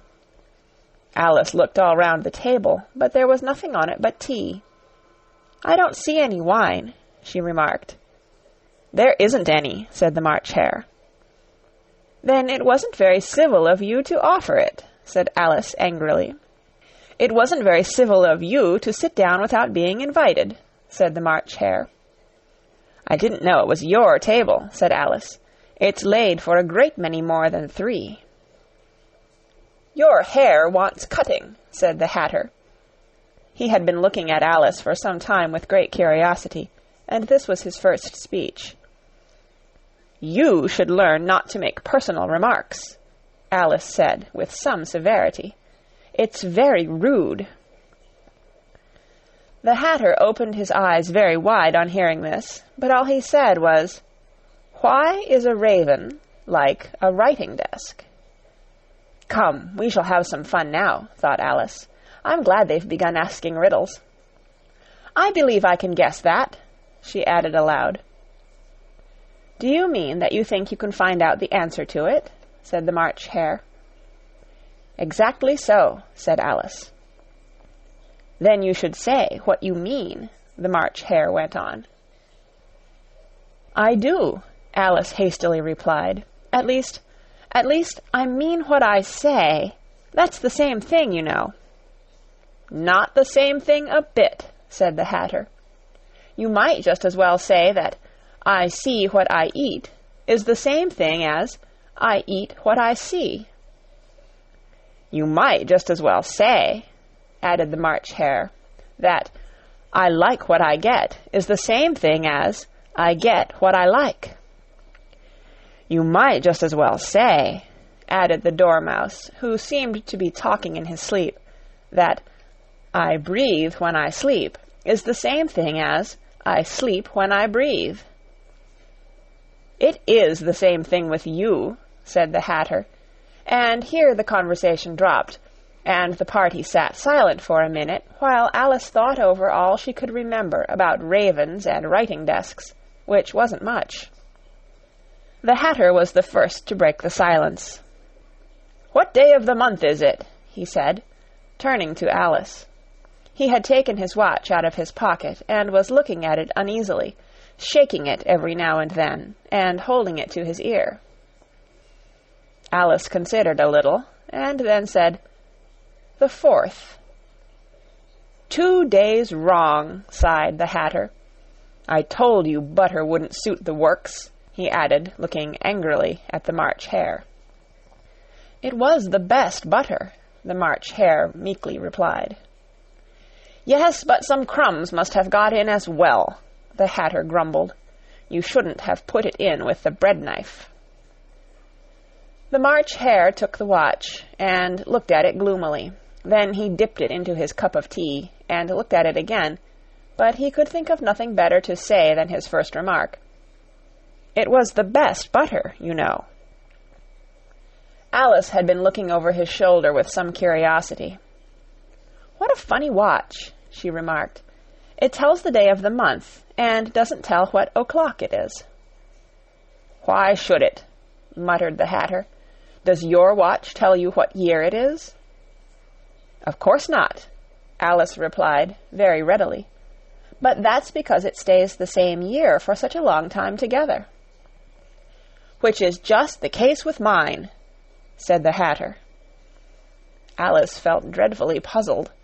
The Hatter's remark seemed to have no sort of meaning in it, and yet it was certainly English. "I don't quite understand you," she said, as politely as she could. "The Dormouse is asleep again," said the Hatter, and he poured a little hot tea upon its nose. The Dormouse shook its head impatiently and said, without opening its eyes, of course, just what I was going to remark myself." "Have you guessed the riddle yet?" the Hatter said, turning to Alice again. "No, I give it up," Alice replied. "What's the answer?" "I haven't the slightest idea," said the Hatter. "Nor I," said the March Hare. Alice sighed wearily. "I think you might do something better with the time," she said, "than waste it in asking riddles that have no answers." "If you knew time as well as I do," said the Hatter, "you wouldn't talk about wasting it. It's him." "I don't know what you mean," said Alice. "Of course you don't," the Hatter said, tossing his head contemptuously.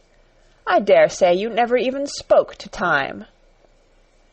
"Perhaps not," Alice cautiously replied. "But I know I have to beat time when I learn music." "Ah, that accounts for it," said the Hatter. "He won't stand beating. Now, if you only kept on good terms with him, he'd do almost anything you liked with the clock. For instance, suppose it were 9 o'clock in the morning, just time to begin lessons. You'd only have to whisper a hint to time, and round goes the clock in a twinkling. 1:30, time for dinner." "I only wish it was," the March Hare said to itself in a whisper. "That would be grand, certainly," said Alice thoughtfully. "But then I shouldn't be hungry for it, you know." "Not at first, perhaps," said the Hatter, "but you could keep it to 1:30 as long as you liked." "Is that the way you manage?" Alice asked. The Hatter shook his head mournfully. "Not I," he replied. "We quarreled last March, just before he went mad, you know," pointing with his teaspoon at the March Hare. "It was at the great concert given by the Queen of Hearts, and I had to sing, 'Twinkle, twinkle, little bat, how I wonder what you're at.' You know the song, perhaps?" "I've heard something like it," said Alice. "It goes on, you know," the Hatter continued, "in this way. Up above the world you fly, like a tea-tray in the sky, twinkle, twinkle."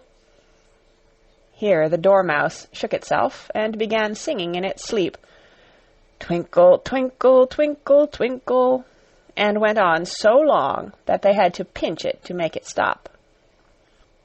"Well, I'd hardly finished the first verse," said the Hatter, when the Queen jumped up and bawled out, "He's murdering the time! Off with his head!"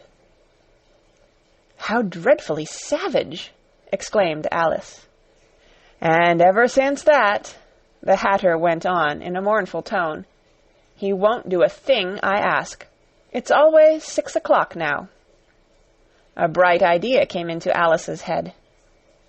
"Is that the reason so many tea things are put out here?" she asked. "Yes, that's it," said the Hatter with a sigh. "It's always tea time, and we've no time to wash the things between whiles." "Then you keep moving round, I suppose," said Alice. "Exactly so," said the Hatter, "as the things get used up." "But what happens when you come to the beginning again?" Alice ventured to ask. "Suppose we change the subject," the March Hare interrupted, yawning. "I'm getting tired of this. I vote the young lady tells us a story." "I'm afraid I don't know one," said Alice, rather alarmed at the proposal. "Then the Dormouse shall," they both cried. "Wake up, Dormouse!" And they pinched it on both sides at once.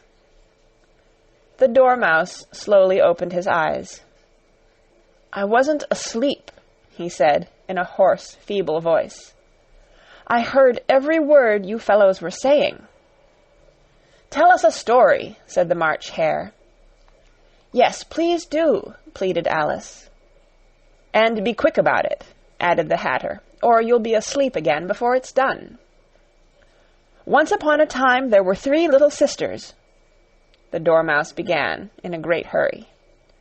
"And their names were Elsie, Lacie, and Tilly, and they lived at the bottom of a well." "What did they live on?" said Alice, who always took a great interest in questions of eating and drinking.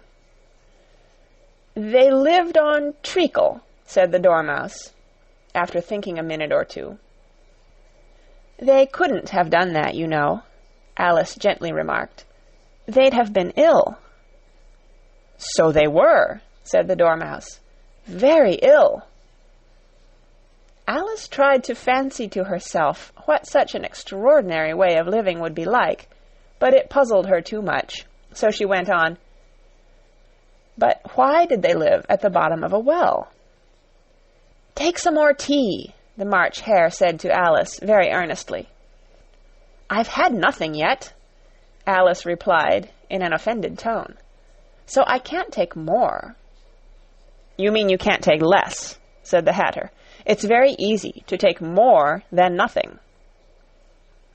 "Nobody asked your opinion," said Alice. "Who's making personal remarks now?" the Hatter asked triumphantly.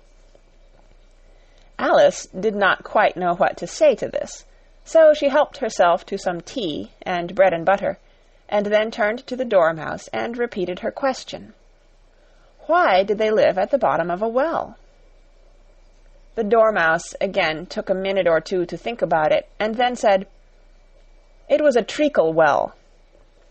"There's no such thing," Alice was beginning very angrily, but the Hatter and the March Hare went, "Shh, shh," and the Dormouse sulkily remarked, "If you can't be civil, you'd better finish the story for yourself."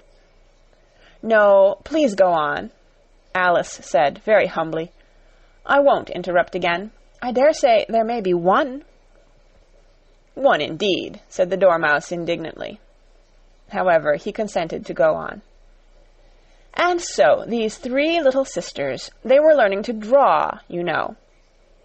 "What did they draw?" said Alice, quite forgetting her promise. "Treacle," said the Dormouse, without considering at all this time. "I want a clean cup," interrupted the Hatter. "Let's all move one place on." He moved on as he spoke, and the Dormouse followed him. The March Hare moved into the Dormouse's place, and Alice rather unwillingly took the place of the March Hare. The Hatter was the only one who got any advantage from the change, and Alice was a good deal worse off than before, as the March Hare had just upset the milk jug into his plate. Alice did not wish to offend the Dormouse again, so she began very cautiously. "But I don't understand. Where did they draw the treacle from?" "You can draw water out of a water well," said the Hatter. "So I should think you could draw treacle out of a treacle well, eh, stupid?" "But they were in the well," Alice said to the Dormouse, not choosing to notice this last remark. "Of course they were," said the Dormouse. "Well in." This answer so confused poor Alice that she let the Dormouse go on for some time without interrupting it. "They were learning to draw," the Dormouse went on, yawning and rubbing its eyes, for it was getting very sleepy. "And they drew all manner of things, everything that begins with an M." "Why with an M?" said Alice. "Why not?" said the March Hare. Alice was silent. The Dormouse had closed its eyes by this time, and was going off into a doze, but on being pinched by the Hatter, it woke up again with a little shriek, and went on. "That begins with an M, such as mousetraps, and the moon, and memory, and muchness. You know you say things are much of a muchness. Did you ever see such a thing as a drawing of a muchness?" "Really, now you ask me," said Alice, very much confused, "I don't think—" "Then you shouldn't talk," said the Hatter. This piece of rudeness was more than Alice could bear. She got up in great disgust and walked off. The Dormouse fell asleep instantly, and neither of the others took the least notice of her going, though she looked back once or twice, half hoping that they would call after her. The last time she saw them, they were trying to put the Dormouse into the teapot. "At any rate, I'll never go there again," said Alice, as she picked her way through the wood. "It's the stupidest tea-party I ever was at in all my life." Just as she said this, she noticed that one of the trees had a door leading right into it. "That's very curious," she thought, "but everything's curious today. I think I may as well go in at once." And in she went. Once more she found herself in the long hall, and close to the little glass table. "Now I'll manage better this time," she said to herself, and began by taking the little golden key and unlocking the door that led into the garden. Then she went to work nibbling at the mushroom. She had kept a piece of it in her pocket, till she was about a foot high. Then she walked down the little passage, and then she found herself at last in the beautiful garden, among the bright flower beds and the cool fountains. End of Chapter 7. Recorded on November 11th, 2005, in Oceanside, California.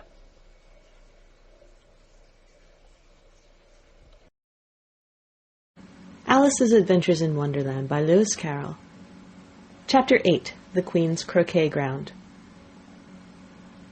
A large rose tree stood near the entrance of the garden. The roses growing on it were white, but there were 3 gardeners at it, busily painting them red.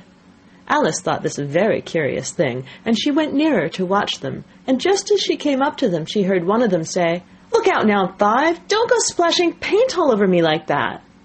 "I couldn't help it," said 5 in a sulky tone. 7 jogged my elbow." On which 7 looked up and said, "That's right, 5, always lay the blame on others." "You'd better not talk," said 5. "I heard the Queen say only yesterday you deserve to be beheaded." "What for?" said the one who had spoken first. "That's none of your business, too," said 7. "Yes, it is his business," said 5, "and I'll tell him. It was for bringing the cook tulip roots instead of onions." 7 flung down his brush and had just begun, "Well, of all the unjust things," when his eye chanced to fall upon Alice as she stood watching them, and he checked himself suddenly. The others looked round also, and all of them bowed low.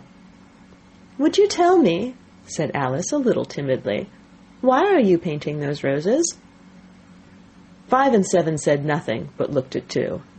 2 began in a low voice, "Why, the fact is, you see, miss, this here ought to have been a red rose tree, and we put a white one in by mistake, and if the Queen was to find out, we should all have our heads cut off, you know. So you see, miss, we're doing our best before she comes to—" At this moment, 5, who'd been anxiously looking across the garden, called out, "The Queen! The Queen!" and the three gardeners instantly threw themselves flat upon their faces. There was a sound of many footsteps, and Alice looked round, eager to see the Queen. First came 10 soldiers carrying clubs. They were all shaped like the three gardeners, oblong and flat, with their hands and feet at the corners. Next, the 10 courtiers. These were ornamented all over with diamonds, and walked 2 and 2, as the soldiers did. After these came the royal children. There were 10 of them, and the little dears came jumping merrily along hand in hand in couples. They were all ornamented with hearts. Next came the guests, mostly kings and queens, and among them Alice recognized the white rabbit. It was talking in a hurried, nervous manner, smiling at everything that was said, and went by without noticing her. Then followed the knave of hearts, carrying the king's crown on a crimson velvet cushion, and last of all this grand procession came the king and queen of hearts. Alice was rather doubtful whether she ought not lie down on her face like the three gardeners, but she could not remember ever having heard of such a rule at processions. And besides, what would be the use of a procession, thought she, if people all had to lie down upon their faces so they couldn't see it? So she stood still where she was and waited. When the procession came opposite to Alice, they all stopped and looked at her, and the Queen said severely, "Who is this?" She said it to the knave of hearts, who only bowed and smiled in reply. "Idiot," said the Queen, tossing her head impatiently, and turning to Alice, she went on, "What's your name, child?" "My name is Alice, so please your Majesty," said Alice very politely, but she added to herself, "Why, they're only a pack of cards after all. I needn't be afraid of them." "And who are these?" said the Queen, pointing to the three gardeners who were lying round the rose tree, for, you see, as they were all lying on their faces, and the pattern on their backs was the same as the rest of the pack, she could not tell whether they were her gardeners, or soldiers, or courtiers, or 3 of her own children. "How should I know?" said Alice, surprised at her own courage. "It's no business of mine." The Queen turned crimson with fury, and after glaring at her for a moment like a wild beast, screamed, "Off with her head! Off!" "Nonsense!" said Alice, very loudly and decidedly, and the Queen was silent. The King laid his hand upon her arm and timidly said, "Consider, my dear, she is only a child." The Queen turned angrily away from him and said to the knave, "Turn them over." The knave did so very carefully with one foot. "Get up!" said the Queen in a shrill, loud voice, and the three gardeners instantly jumped up and began bowing to the King, the Queen, the royal children, and everybody else. "Leave off that!" screamed the Queen. "You make me giddy." And then, turning to the rose tree, she went on, "What have you been doing here?" "May it please your Majesty," said 2 in a very humble tone, going down on one knee as he spoke.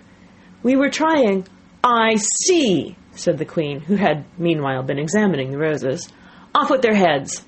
And the procession moved on, 3 of the soldiers remaining behind to execute the unfortunate gardeners, who ran to Alice for protection. "You shan't be beheaded," said Alice, and she put them into a large flower pot that stood near. The 3 soldiers wandered about for a minute or 2 looking for them, and then quietly marched off after the others.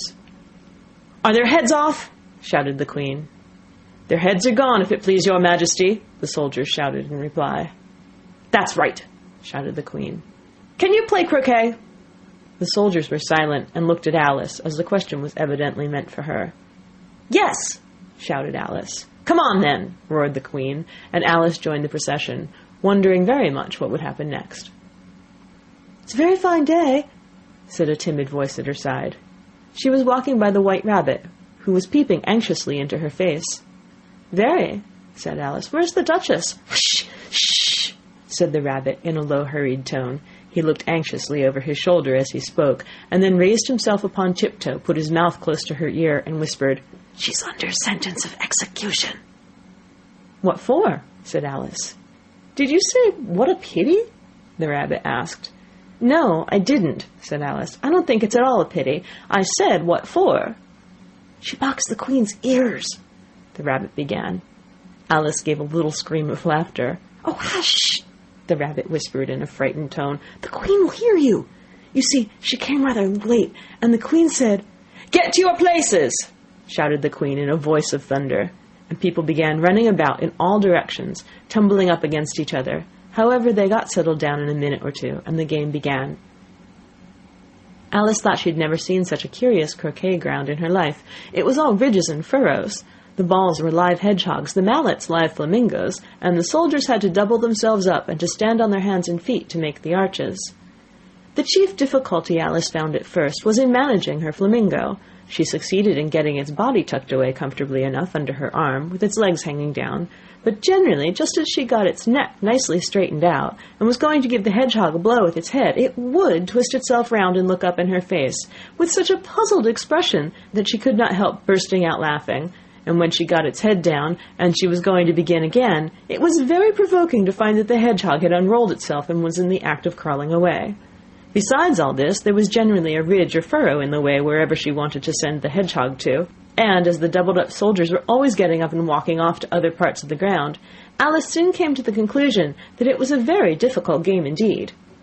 The players all played at once, without waiting for turns, quarrelling all the while, and fighting for the hedgehogs. And in a very short time the Queen was in a furious passion, and went stamping about and shouting, "Off with his head! Off with her head!" about once in a minute. Alice began to feel very uneasy. To be sure, she had not as yet had any dispute with the Queen, but she knew that it might happen any minute, and then, thought she, what would become of me? They're dreadfully fond of beheading people here. The great wonder is that there's anyone left alive. She was looking about for some way of escape, and wondering whether she could get away without being seen, when she noticed a curious appearance in the air. It puzzled her very much at first, but after watching it a minute or two, she made it out to be a grin, and she said to herself, "It's the Cheshire Cat. Now I shall have somebody to talk to." "How are you getting on?" said the cat, as soon as there was mouth enough for it to speak with. Alice waited till the eyes appeared, and then nodded. "It's no use speaking to it," she thought, "till its ears have come, or at least one of them." In another minute the whole head appeared, and then Alice put down her flamingo, and began an account of the game, feeling very glad she had someone to listen to her. The cat seemed to think that there was enough of it now in sight, and no more of it appeared. "I don't think they play at all fairly," Alice began, in rather a complaining tone. "And they all quarrel so dreadfully one can't hear oneself speak. And they don't seem to have any rules in particular. At least, if there are, nobody attends to them. And you've no idea how confusing it is, all the things being alive. For instance, there's the arch I've got to go through next, walking about at the other end of the ground. And I should have croqueted the Queen's hedgehog just now, only it ran away when it saw mine coming." "How do you like the Queen?" said the cat in a low voice. "Not at all," said Alice. "She's so extremely—" Just then she noticed that the Queen was close behind her, listening, so she went on, "Likely to win, that it's hardly worth while finishing the game." The Queen smiled and passed on. "Who are you talking to?" said the King, going up to Alice and looking at the cat's head with great curiosity. "It's a friend of mine, a Cheshire Cat," said Alice. "Allow me to introduce it." "I don't like the look of it at all," said the King. "However, it may kiss my hand if it likes." "I'd rather not," the cat remarked. "Don't be impertinent," said the King, "and don't look at me like that." He got behind Alice as he spoke. "A cat may look at a king," said Alice. "I've read that in some book, but I don't remember where." "Well, it must be removed," said the King very decidedly, and he called the Queen, who was passing at the moment. "My dear, I wish you would have this cat removed." The Queen had only one way of settling all difficulties, great or small. "Off with his head," she said, without even looking round.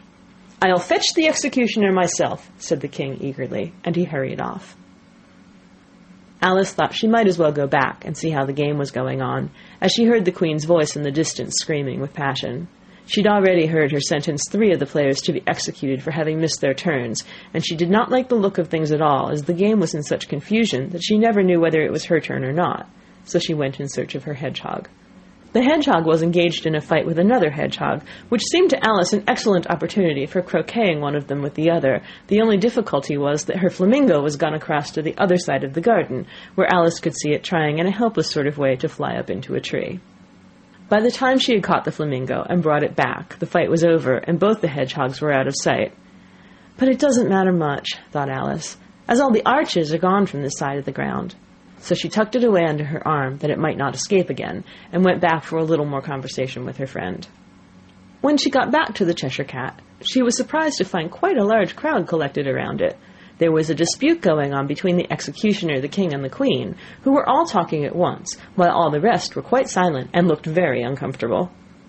The moment Alice appeared, she was appealed to by all three to settle the question, and they repeated their arguments to her, though, as they all spoke at once, she found it very hard indeed to make out exactly what they said. The executioner's argument was, you couldn't cut off a head unless there was a body to cut it off from, that he had never had to do such a thing before, and he wasn't going to begin at his time of life. The king's argument was that anything that had a head could be beheaded, and that you weren't to talk nonsense. The queen's argument was that if something wasn't done about it in less than no time, she'd had everybody executed all around. It was this last remark that had made the whole party look so grave and anxious. Alice could think of nothing else to say, but, "It belongs to the Duchess. You better ask her about it." "She's in prison," the queen said to the executioner.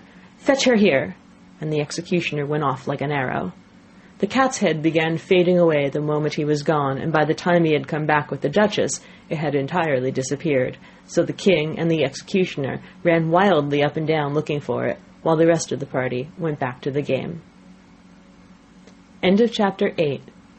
Read by Kristen McQuillan, Tokyo, Japan, December 15th, 2005. Alice's Adventures in Wonderland by Lewis Carroll. Chapter 9. The Mock Turtle's Story.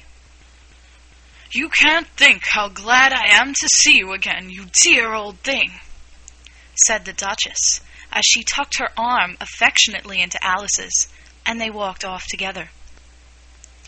Alice was very glad to find her in such a pleasant temper, and thought to herself that perhaps it was only the pepper that had made her so savage when they met in the kitchen. "When I'm a duchess," she said to herself, not in a very hopeful tone, though, "I won't have any pepper in my kitchen at all. Soup does very well without. Maybe it's always pepper that makes people hot-tempered," she went on, very much pleased at having found out a new kind of rule. "And vinegar that makes them sour, and chamomile that makes them bitter, and barley sugar and such things that make children sweet-tempered. I only wish people knew that. Then they wouldn't be so stingy about it, you know." She had quite forgotten the Duchess by this time, and was a little startled when she heard her voice close to her ear. "You're thinking about something, my dear, and that makes you forget to talk. I can't tell you just now what the moral of that is, but I shall remember it in a bit." "Perhaps it hasn't one," Alice ventured to remark. "Tut-tut, child," said the Duchess. "Everything's got a moral, if only you can find it." And she squeezed herself up closer to Alice's side as she spoke. Alice did not much like keeping so close to her. First, because the Duchess was very ugly, and secondly, because she was exactly the right height to rest her chin upon Alice's shoulder, and it was an uncomfortably sharp chin. However, she did not like to be rude, so she bore it as well as she could. "The game's going on rather better now," she said, by way of keeping up the conversation a little. "'Tis so," said the Duchess, "and the moral of that is, oh, 'tis love that makes the world go round."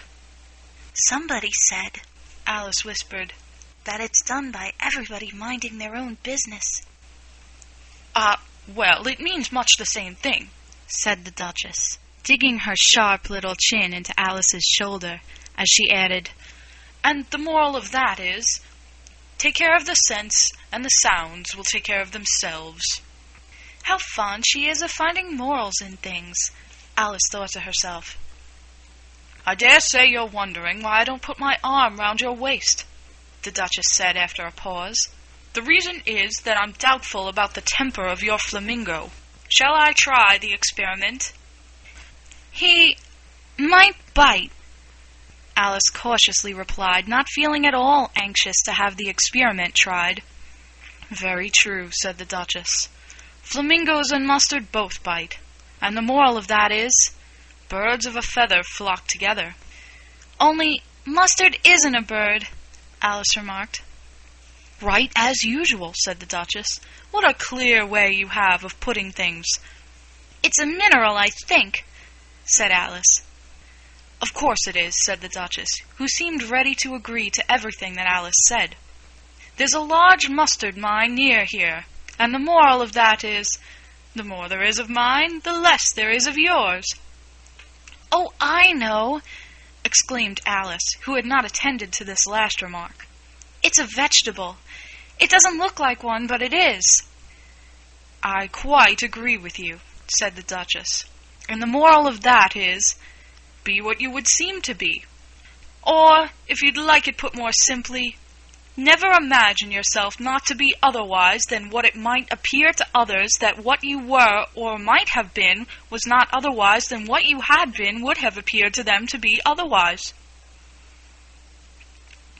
"I think I should understand that better," Alice said very politely, "if I had it written down, but I can't quite follow it as you say it." "That's nothing to what I could say if I chose," the Duchess replied, in a pleased tone. "Pray, don't trouble yourself to say it any longer than that," said Alice. "Oh, don't talk about trouble," said the Duchess. "I make you a present of everything I've said as yet." "A cheap sort of present," thought Alice. "I'm glad they don't give birthday presents like that." But she did not venture to say it out loud. "Thinking again?" the Duchess asked, with another dig of her sharp little chin. "I've a right to think," said Alice sharply, for she was beginning to feel a little worried. "Just about as much right," said the Duchess, "as pigs have to fly. And the moral—" But here, to Alice's great surprise, the Duchess's voice died away, even in the middle of her favorite word, moral, and the arm that was linked into hers began to tremble. Alice looked up, and there stood the Queen in front of them, with her arms folded, frowning like a thunderstorm. "A fine day, Your Majesty," the Duchess began in a low, weak voice. "Now I give you fair warning," shouted the Queen, stamping on the ground as she spoke. "Either you or your head must be off, and that in about half no time. Take your choice." The Duchess took her choice and was gone in a moment.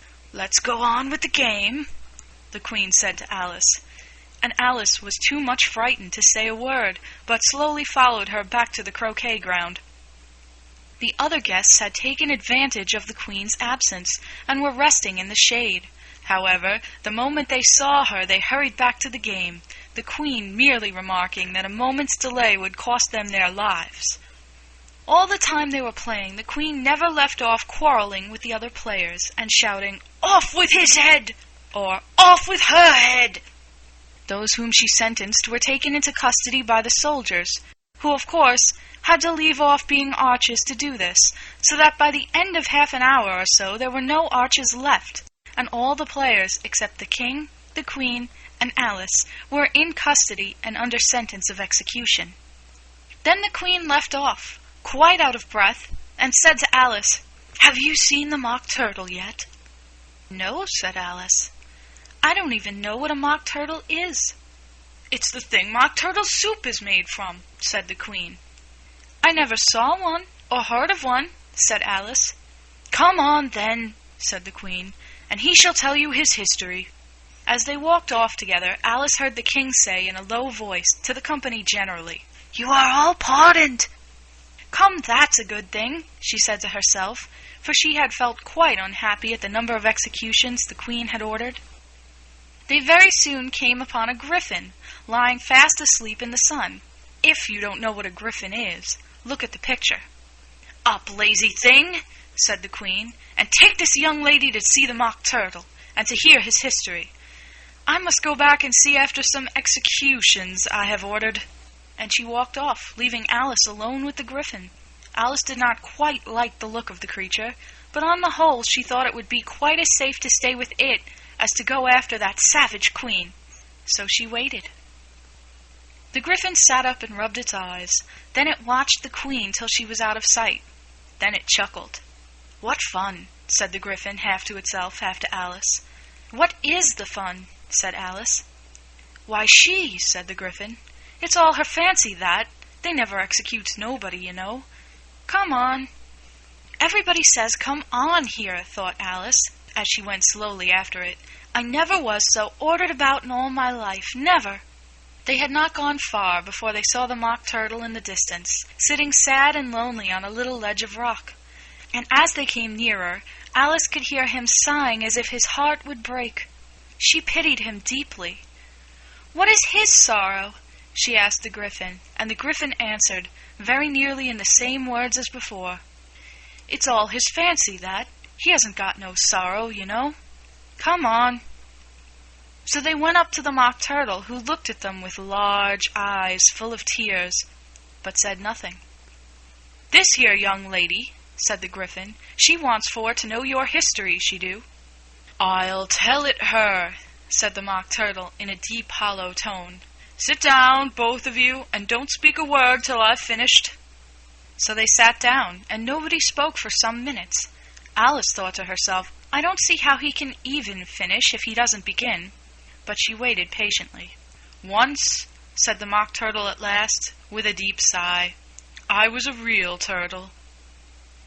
These words were followed by a very long silence, broken only by an occasional exclamation of "Hm!" from the Gryphon, and the constant heavy sobbing of the Mock Turtle. Alice was very nearly getting up and saying, "Thank you, sir, for your interesting story." But she could not help thinking there must be more to come, so she sat still and said nothing.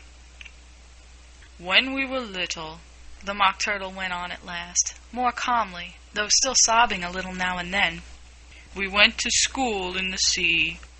The master was an old turtle. We used to call him Tortoise." "Why did you call him Tortoise if he wasn't one?"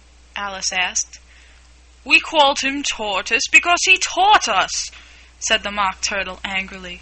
"Really, you are very dull. You ought to be ashamed of yourself for asking such a simple question," added the Gryphon. And then they both sat silent and looked at poor Alice, who felt ready to sink into the earth. At last the Gryphon said to the Mock Turtle, "Drive on, old fellow, don't be all day about it." And he went on in these words, "Yes, we went to school in the sea, though you mayn't believe it." "I never said I didn't," interrupted Alice. "You did," said the Mock Turtle. "Hold your tongue," added the Gryphon, before Alice could speak again. The Mock Turtle went on. "We had the best of educations. In fact, we went to school every day." "I've been to a day school, too," said Alice. "You needn't be so proud as all that." "With extras?" asked the Mock Turtle, a little anxiously. "Yes," said Alice. "We learned French and music." "And washing?" said the Mock Turtle. "Certainly not," said Alice indignantly. "Ah, then yours wasn't a really good school," said the Mock Turtle in a tone of great relief. "Now at ours, they had at the end of the bill, French, music, and washing. Extra."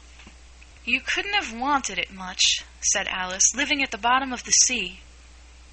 "I couldn't afford to learn it," said the Mock Turtle with a sigh. "I only took the regular course." "What was that?" inquired Alice. "Reeling and writhing, of course, to begin with," the Mock Turtle replied. "And then the different branches of arithmetic: ambition, distraction, uglification, and derision." "I never heard of uglification," Alice ventured to say. "What is it?" The Gryphon lifted up both its paws in surprise. "What? Never heard of uglifying?" it exclaimed. "You know what to beautify is, I suppose." "Yes," said Alice doubtfully. "It means to make anything prettier." "Well then," the Gryphon went on, "if you don't know what to uglify is, you are a simpleton." Alice did not feel encouraged to ask any more questions about it, so she turned to the Mock Turtle and said, "What else had you to learn?" "Well, there was mystery," the Mock Turtle replied, counting off the subjects on his flappers. "Mystery, ancient and modern, with seaography. Then drawling. The drawling master was an old conger eel that used to come once a week. He taught us drawling, stretching, and fainting in coils." "What was that like?" said Alice. "Well, I can't show it you myself," the Mock Turtle said. "I'm too stiff, and the Gryphon never learnt it." "Hadn't time," said the Gryphon. I went to the classics master, though. He was an old crab, he was. I never went to him, the Mock Turtle said with a sigh. He taught laughing and grief, they used to say. So he did, said the Gryphon, sighing in his turn, and both creatures hid their faces in their paws. And how many hours a day did you do lessons? Said Alice, in a hurry to change the subject. 10 hours the first day, said the Mock Turtle, 9 the next, and so on. What a curious plan, exclaimed Alice. That's the reason they are called lessons, the Gryphon remarked, because they lesson from day to day. This was quite a new idea to Alice, and she thought it over a little before she made her next remark. Then, the 11th day must have been a holiday. Of course it was, said the Mock Turtle. And how did you manage on the 12th? Alice went on eagerly. That's enough about lessons, the Gryphon interrupted in a very decided tone. Tell her something about the games now. End of Chapter 9. Alice in Wonderland by Lewis Carroll. Chapter 10. The Lobster Quadrille. The Mock Turtle sighed deeply and drew the back of one flapper across his eyes. He looked at Alice and tried to speak, but for a minute or two sobs choked his voice.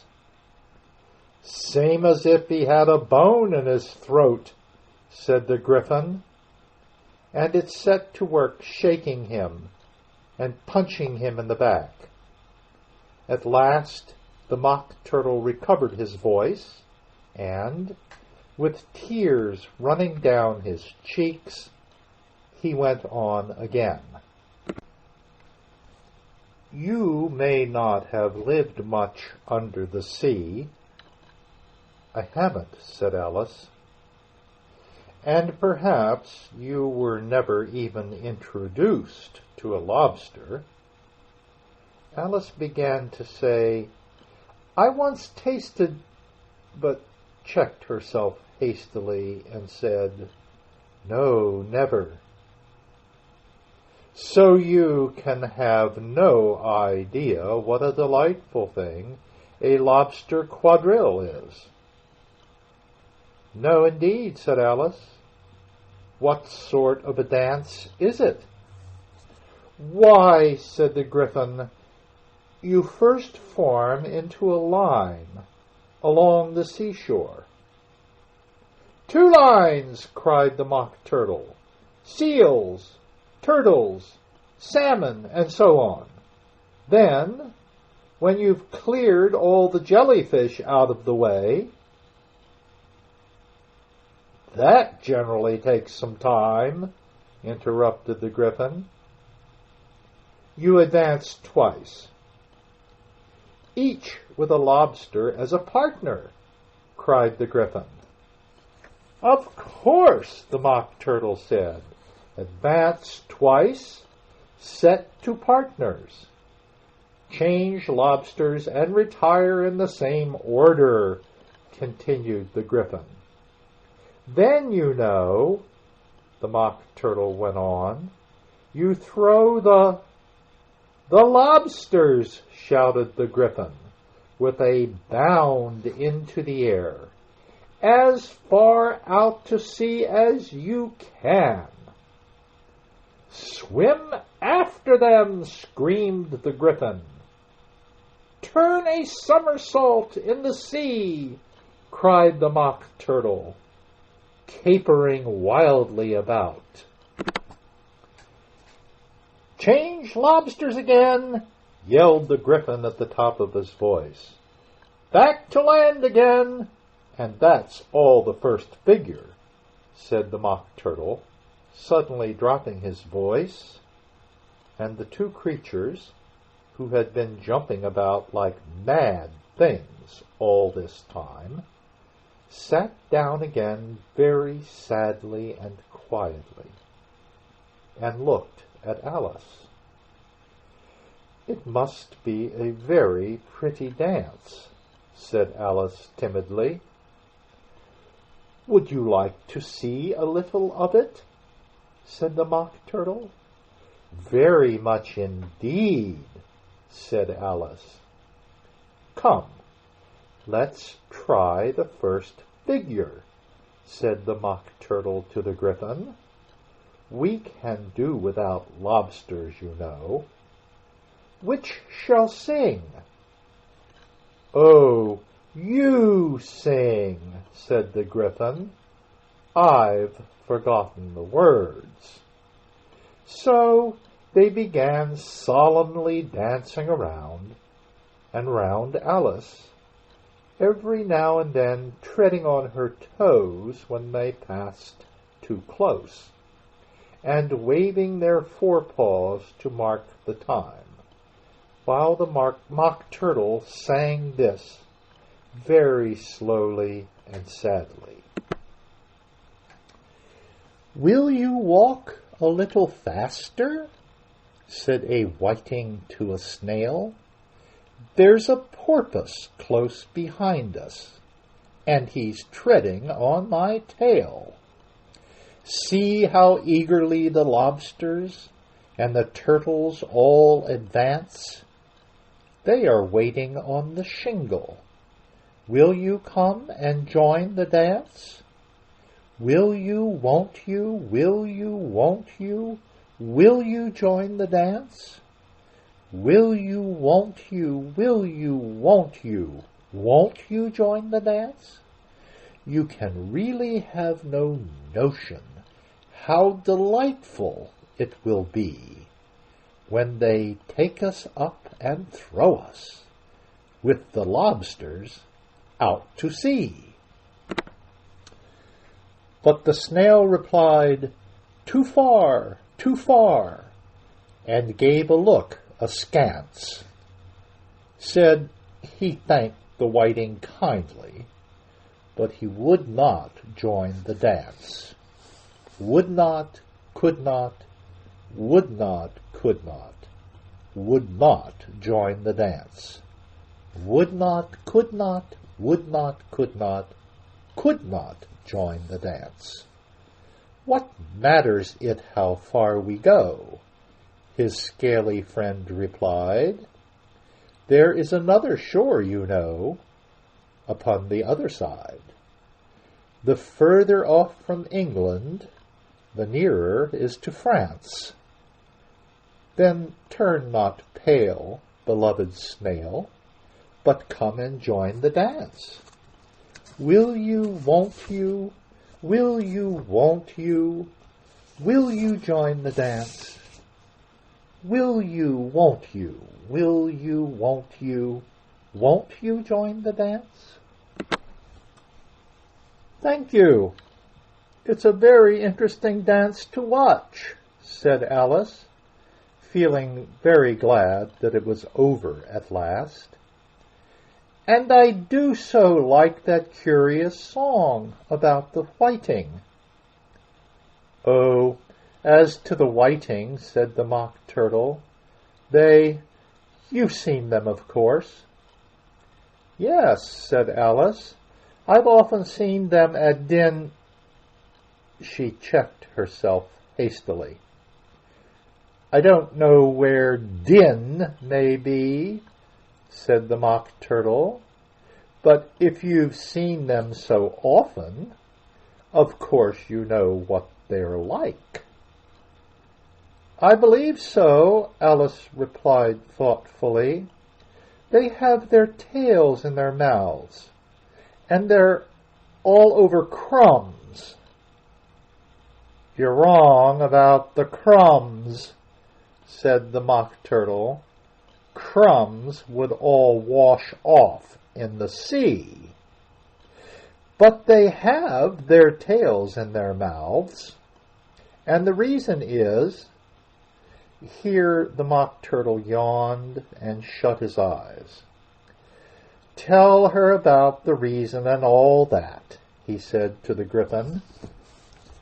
"The reason is," said the Gryphon, that they would go with the lobsters to the dance. So they got thrown out to sea. So they had to fall a long way. So they got their tails fast in their mouths. So they couldn't get them out again. That's all. Thank you, said Alice. It's very interesting. I never knew so much about a whiting before. I can tell you more than that if you like, said the Gryphon. Do you know why it's called a whiting? I never thought about it, said Alice. Why?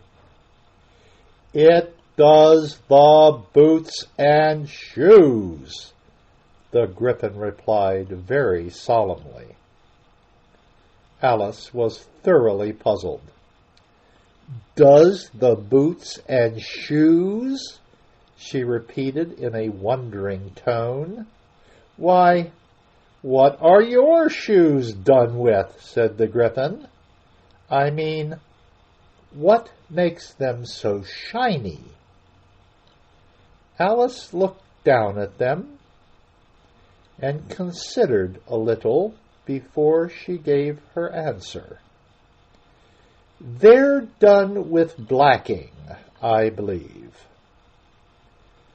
Boots and shoes under the sea, the Gryphon went on in a deep voice, are done with whiting.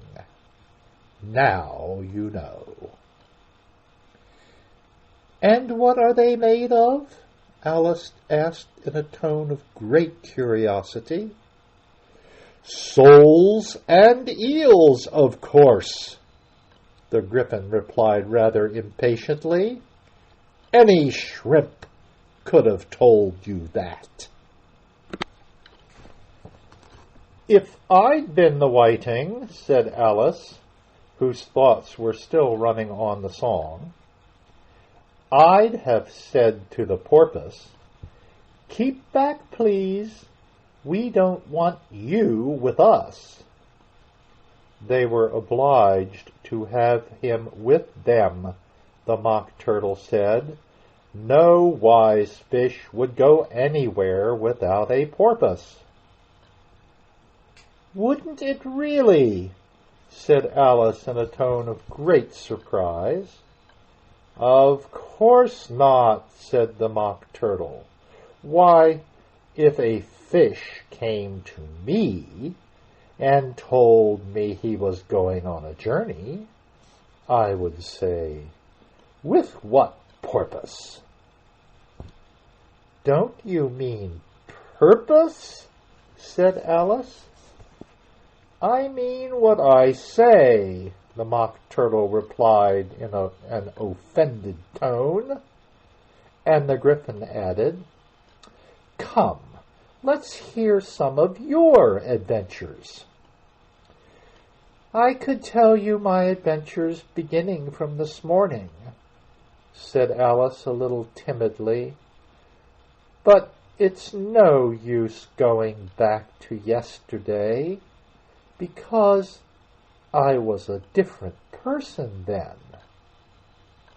Explain all that? Said the Mock Turtle. No, no, the adventures first, said the Gryphon in an impatient tone. Explanations take such a dreadful time. So Alice began telling them her adventures from the time when she first saw the White Rabbit. She was a little nervous about it just at first. The two creatures got so close to her, one on each side, and opened their eyes and mouths so very wide. But she gained courage as she went on. Her listeners were perfectly quiet till she got to the part about her repeating, "You are old, Father William," to the caterpillar, and the words all coming different. And then the Mock Turtle drew a long breath and said, "That's very curious." "It's all about as curious as it can be," said the Gryphon. "It all came different," the Mock Turtle repeated thoughtfully. "I should like to hear her try and repeat something now. Tell her to begin." He looked at the Gryphon as if he thought it had some kind of authority over Alice. "Stand up and repeat. 'Tis the voice of the sluggard," said the Gryphon. "How the creatures order one about, and make one repeat lessons," thought Alice. "I might as well be at school at once." However, she got up and began to repeat it. But her head was so full of the lobster quadrille that she hardly knew what she was saying, and the words came very queer indeed. "'Tis the voice of the lobster," I heard him declare. "You have baked me too brown. I must sugar my hair. As a duck with its eyelids, so he with his nose trims his belt and his buttons, and turns out his toes. When the sands are all dry, he is gay as a lark, and will talk in contemptuous tones of the shark. But when the tide rises and sharks are around, his voice has a timid and tremulous sound." "That's different from what I used to say when I was a child," said the Gryphon. "Well, I never heard it before," said the Mock Turtle, "but it sounds uncommon nonsense." Alice said nothing. She had sat down with her face in her hands, wondering if anything would ever happen in a natural way again. "I should like to have it explained," said the Mock Turtle. "She can't explain it," said the Gryphon hastily. "Go on with the next verse."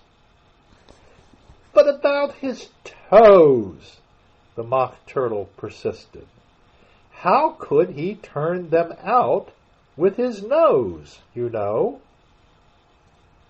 "It's the first position in dancing," Alice said, but was dreadfully puzzled by the whole thing, and longed to change the subject. "Go on with the next verse," the Gryphon repeated impatiently. "It begins, 'I passed by his garden.'" Alice did not dare to disobey, though she felt sure it would all come wrong, and she went on in a trembling voice. "I passed by his garden and marked with one eye how the owl and the panther were sharing a pie. The panther took pie crust and gravy and meat, while the owl had the dish as its share of the treat. When the pie was all finished, the owl, as a boon, was kindly permitted to pocket the spoon, while the panther received knife and fork with a growl, and concluded the banquet." "What is the use of repeating all that stuff?" the Mock Turtle interrupted, "if you don't explain it as you go on. It's by far the most confusing thing I ever heard." "Yes, I think you'd better leave off," said the Gryphon. and Alice was only too glad to do so. "Shall we try another figure of the lobster quadrille?" the Gryphon went on. "Or would you like the Mock Turtle to sing you a song?" "Oh, a song, please, if the Mock Turtle would be so kind," Alice replied, so eagerly that the Gryphon said in a rather offended tone, no accounting for tastes. "Sing her turtle soup, will you, old fellow?" The Mock Turtle sighed deeply and began, in a voice sometimes choked with sobs, to sing this.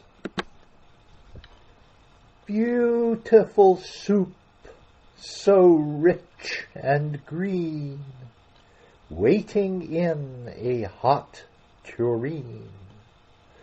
Who for such dainties would not stoop? Soup of the evening, beautiful soup. Soup of the evening, beautiful soup. Beautiful soup. Beautiful soup. Soup of the evening, beautiful, beautiful soup. Beautiful soup. Who cares for fish, game, or any other dish? Who would not give all else for 2 pennyworth only of beautiful soup? Pennyworth only of beautiful soup. Beautiful soup. Beautiful soup. Soup of the evening, beautiful, beautiful soup." "Chorus again!" cried the Gryphon, and the Mock Turtle had just begun to repeat it when a cry of "The trial's beginning!" was heard in the distance. "Come on!" cried the Gryphon, and, taking Alice by the hand, it hurried off, without waiting for the end of the song. "What trial is it?" Alice panted as she ran. But the Gryphon only answered, "Come on!" and ran the faster, while more and more faintly came, carried on the breeze that followed them, the melancholy words, "Soup of the evening, beautiful, beautiful soup." End of chapter 10.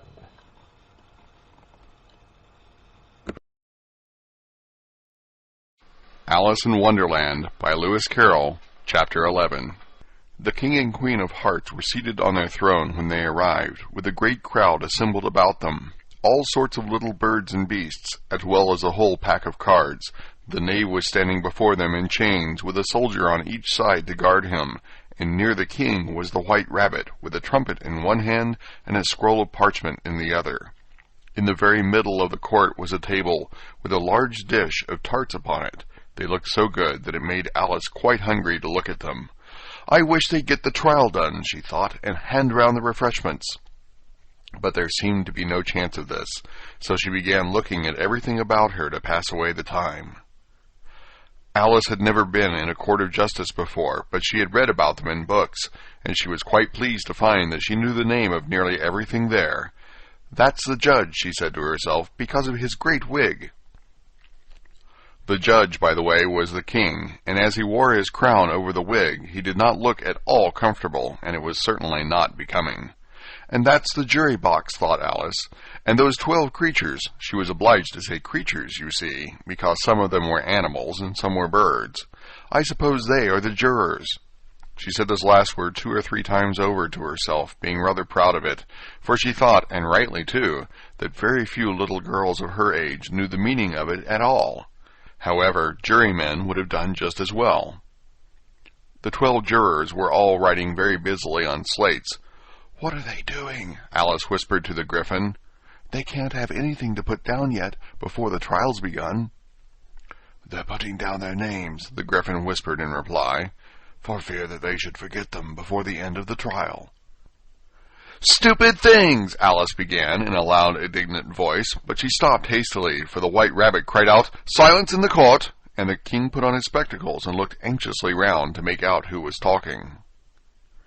Alice could see, as well as if she were looking over their shoulders, that all the jurors were writing down stupid things on their slates, and she could even make out that one of them didn't know how to spell stupid, and that he had to ask his neighbor to tell him.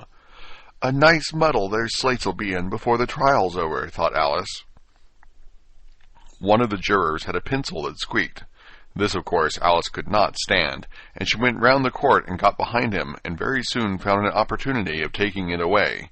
She did it so quickly that the poor little juror, it was Bill the Lizard, could not make out at all what had become of it, so, after hunting all about for it, he was obliged to write with one finger for the rest of the day, and this was of very little use, as it left no mark on the slate. "Harold, read the accusation," said the king.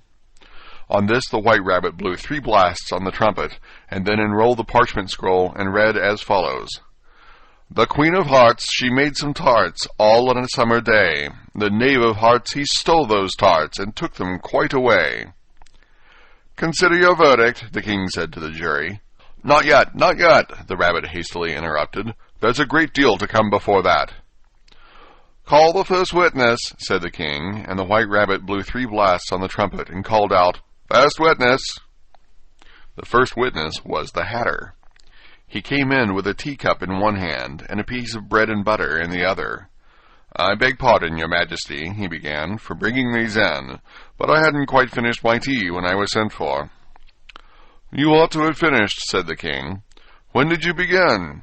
The Hatter looked at the March Hare, who had followed him into the court, arm in arm with the Dormouse. 14th of March, I think it was," he said. 15th, said the March Hare. 16th, added the Dormouse. "Write that down," the king said to the jury, and the jury eagerly wrote down all 3 dates on their slates, and then added them up and reduced the answer to shillings and pence. "Take off your hat," the king said to the Hatter.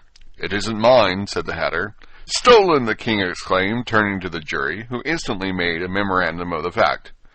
"I keep them to sell," the Hatter added as an explanation. "I've none of my own. I'm a hatter." Here the queen put on her spectacles and began staring at the Hatter, who turned pale and fidgeted. "Give your evidence," said the king, "and don't be nervous, or I'll have you executed on the spot." This did not seem to encourage the witness at all. He kept shifting from one foot to the other, looking uneasily at the queen, and in his confusion he bit a large piece out of his teacup instead of the bread and butter. Just at this moment, Alice felt a very curious sensation, which puzzled her a good deal until she made out what it was. She was beginning to grow larger again, and she thought at first she would get up and leave the court, but on second thoughts, she decided to remain where she was as long as there was room for her. "I wish you wouldn't squeeze so," said the Dormouse, who was sitting next to her. "I can hardly breathe." "I can't help it," said Alice very meekly. "I'm growing."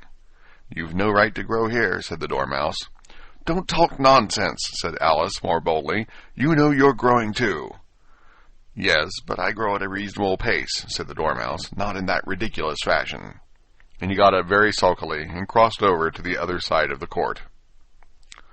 All this time the queen had never left off staring at the Hatter, and just as the Dormouse crossed the court, she said to one of the officers of the court, "Bring me the list of the singers in the last concert," on which the wretched Hatter trembled so that he shook both his shoes off. "Give your evidence," the king repeated angrily, "or I'll have you executed, whether you're nervous or not." "I'm a poor man, your majesty," the Hatter began in a trembling voice, "and I hadn't begun my tea. Not above a week or so.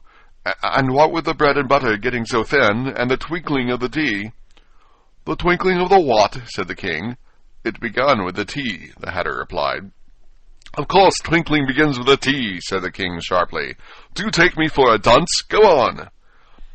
"I'm a poor man," the Hatter went on, "and most things twinkled after that, only the March Hare said—" "I didn't," the March Hare interrupted in a great hurry. "You did," said the Hatter. "I deny it," said the March Hare.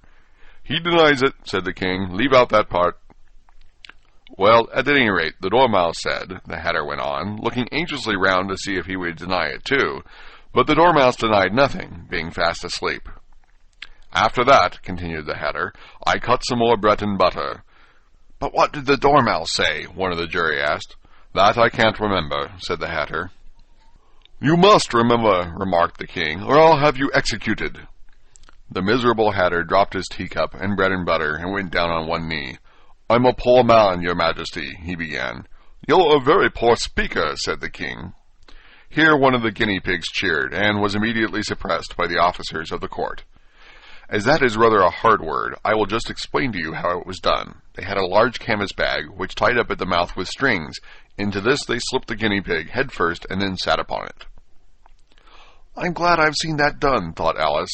"I've so often read in the newspapers at the end of trials there was some attempts at applause which was immediately suppressed by the officers of the court, and I never understood what it meant till now."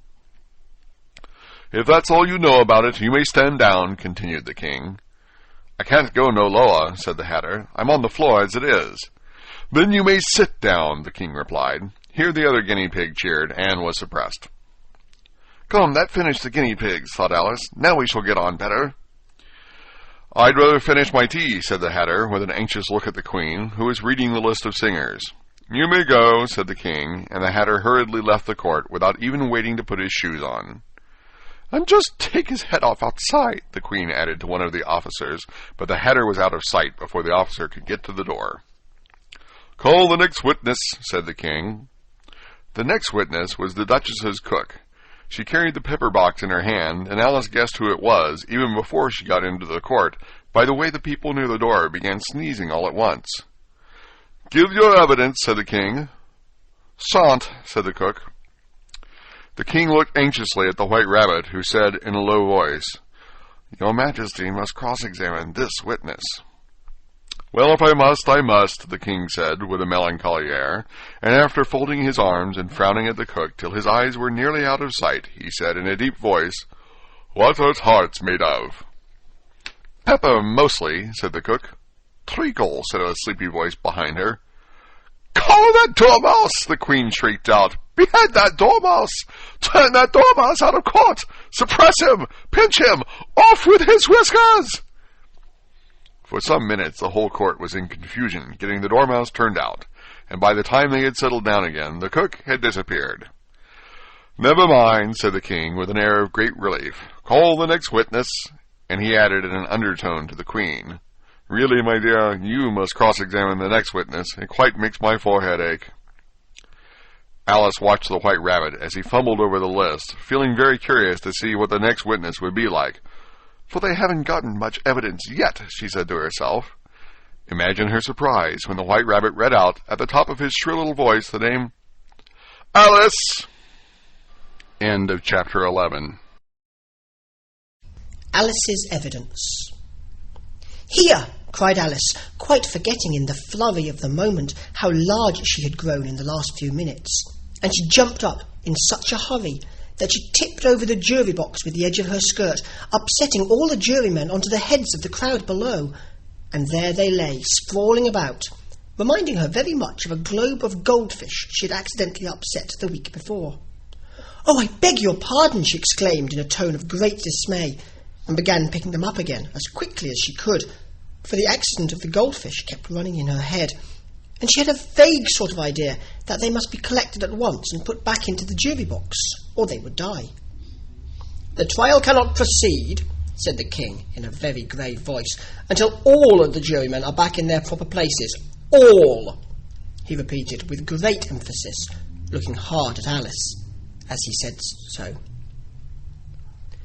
Alice looked at the jury box and saw that, in her haste, she had put the lizard in head downwards, and the poor little thing was waving its tail about in a melancholy way, being quite unable to move. She soon got it out again and put it right. "Not that it signifies much," she said to herself. "I should think it would be quite as much use in the trial one way up as the other." As soon as the jury had a little recovered from the shock of being upset, and their slates and pencils had been found and handed back to them, they set to work very diligently to write out a history of the accident. All except the lizard, who seemed too much overcome to do anything but sit with its mouth open, gazing up into the roof of the court. "What do you know about this business?" the king said to Alice. "Nothing," said Alice. "Nothing whatever?" persisted the king. "Nothing whatever," said Alice. "That's very important," the king said, turning to the jury. They were just beginning to write this down on their slates when the White Rabbit interrupted. "Unimportant, Your Majesty means, of course," he said in a very respectful tone, but frowning and making faces at him as he spoke. "Unimportant, of course, I meant," the king hastily said, and went on to himself in an undertone. "Important, unimportant, unimportant, important," as if he was trying which word sounded best. Some of the jury wrote it down important, and some unimportant. Alice could see this, as she was near enough to look over their slates. "But it doesn't matter a bit," she thought to herself. At this moment the king, who had been for some time busily writing in his notebook, cackled out, "Silence!" and read out from his book, "Rule 42. All persons more than a mile high to leave the court." Everybody looked at Alice. "I'm not a mile high," said Alice. "You are," said the king. "Nearly 2 miles high," added the queen. "Well, I shan't go, at any rate," said Alice. "Beside, that's not a regular rule. You invented it just now." "It's the oldest rule in the book," said the king. "Then it ought to be number 1, said Alice. The king turned pale and shut his notebook hastily. "Consider your verdict," he said to the jury, in a low, trembling voice. "There's more evidence to come yet, please, Your Majesty," said the White Rabbit, jumping up in a great hurry. "This paper has just been picked up." "What's in it?" said the Queen. "I haven't opened it yet," said the White Rabbit, "but it seems to be a letter, written by the prisoner to somebody." "It must have been that," said the King, "unless it was written to nobody, which isn't usual, you know." "Who is it directed to?" said one of the jurymen. "It isn't directed at all," said the white letter. "In fact, there's nothing written on the outside." He unfolded the paper as he spoke and added, "It isn't a letter after all. It's a set of verses." "Are they in the prisoner's handwriting?" asked another of the jurymen. "No, they're not," said the White Rabbit, "and that's the queerest thing about it." The jury all looked puzzled. "He must have imitated somebody else's hand," said the King. The jury all brightened up again.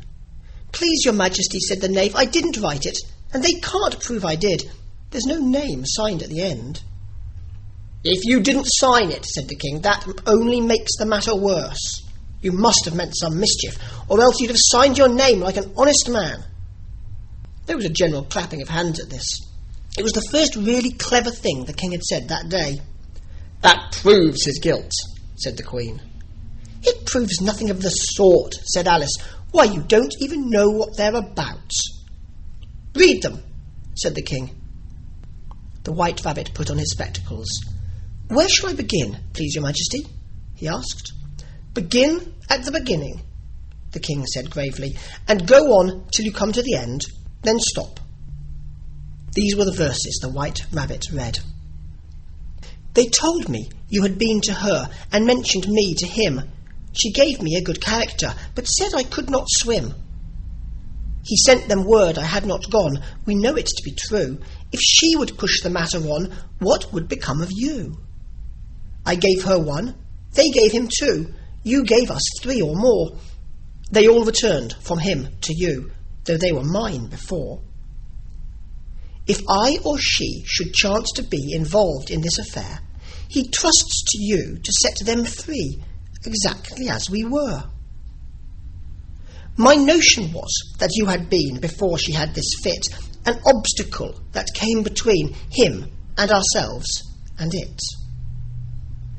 Don't let him know she liked them best, for this must ever be a secret kept from all the rest, between yourself and me." "That's the most important piece of evidence we've heard yet," said the king, rubbing his hands. "And now let the jury, if any one of them can explain it," said Alice. She had grown so large in the last few minutes that she wasn't a bit afraid of interrupting him. "I'll give him 6pence. I don't believe there's an atom of meaning in it."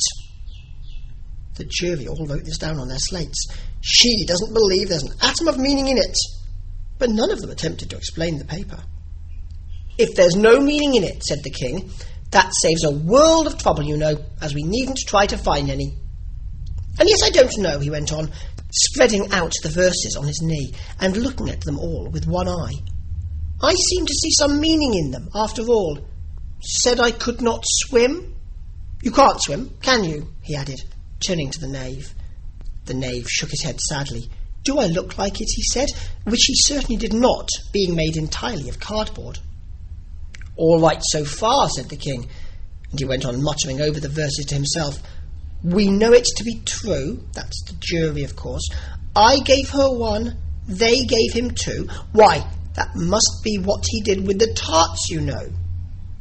"But it goes on, they all returned from him to you," said Alice. "Why, there they are," said the king triumphantly, pointing to the tarts on the table. "Nothing can be clearer than that. Then again, before she had this fit—" "You never had fits, my dear, I think," he said to the queen.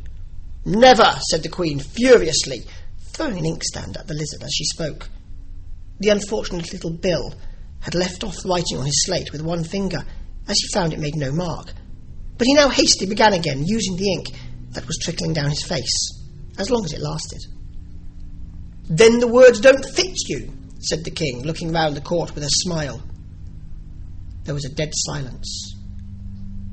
"It's a pun," the king added in an offended tone, and everybody laughed. "Let the jury consider their verdict," the king said, for about the 20th time that day. "No, no," said the queen. "Sentence first, verdict afterwards." "Stuff and nonsense," said Alice loudly. "The idea of having the sentence first."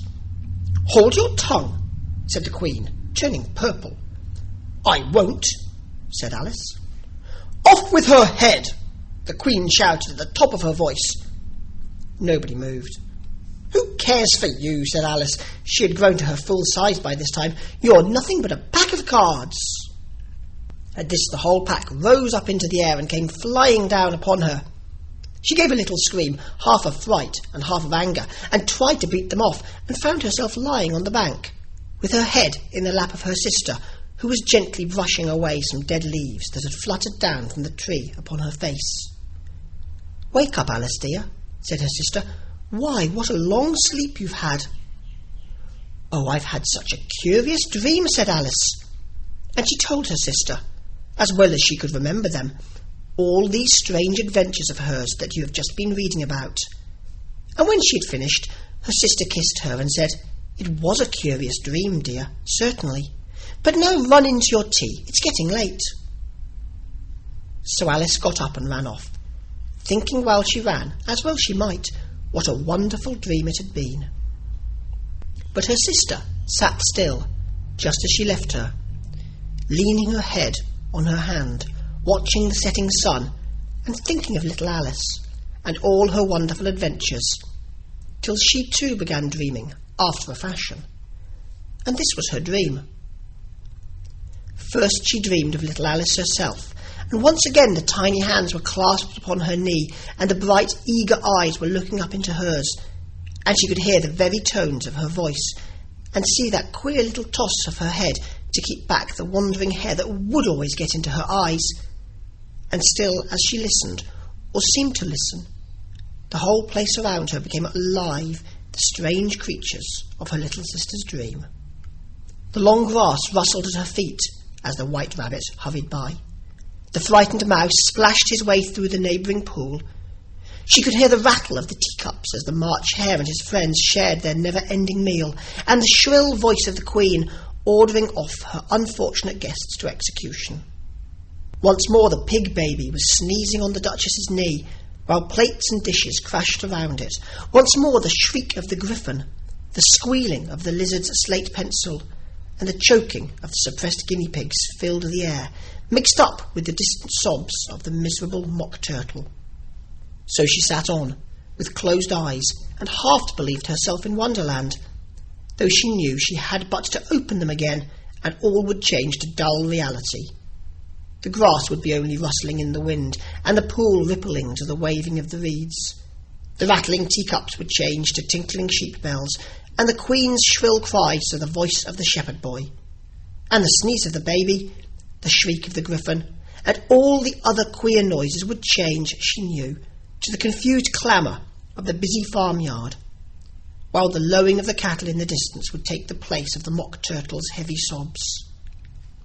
Lastly, she pictured to herself how this same little sister of hers would, in the aftertime, be herself a grown woman, and how she would keep, through all her riper years, the simple and loving heart of her childhood, and how she would gather about her other little children, and make their eyes bright and eager with many a strange tale, perhaps even with the dream of Wonderland of long ago, and how she would feel with all their simple sorrows, and find a pleasure in all their simple joys, remembering her own child life and the happy summer days.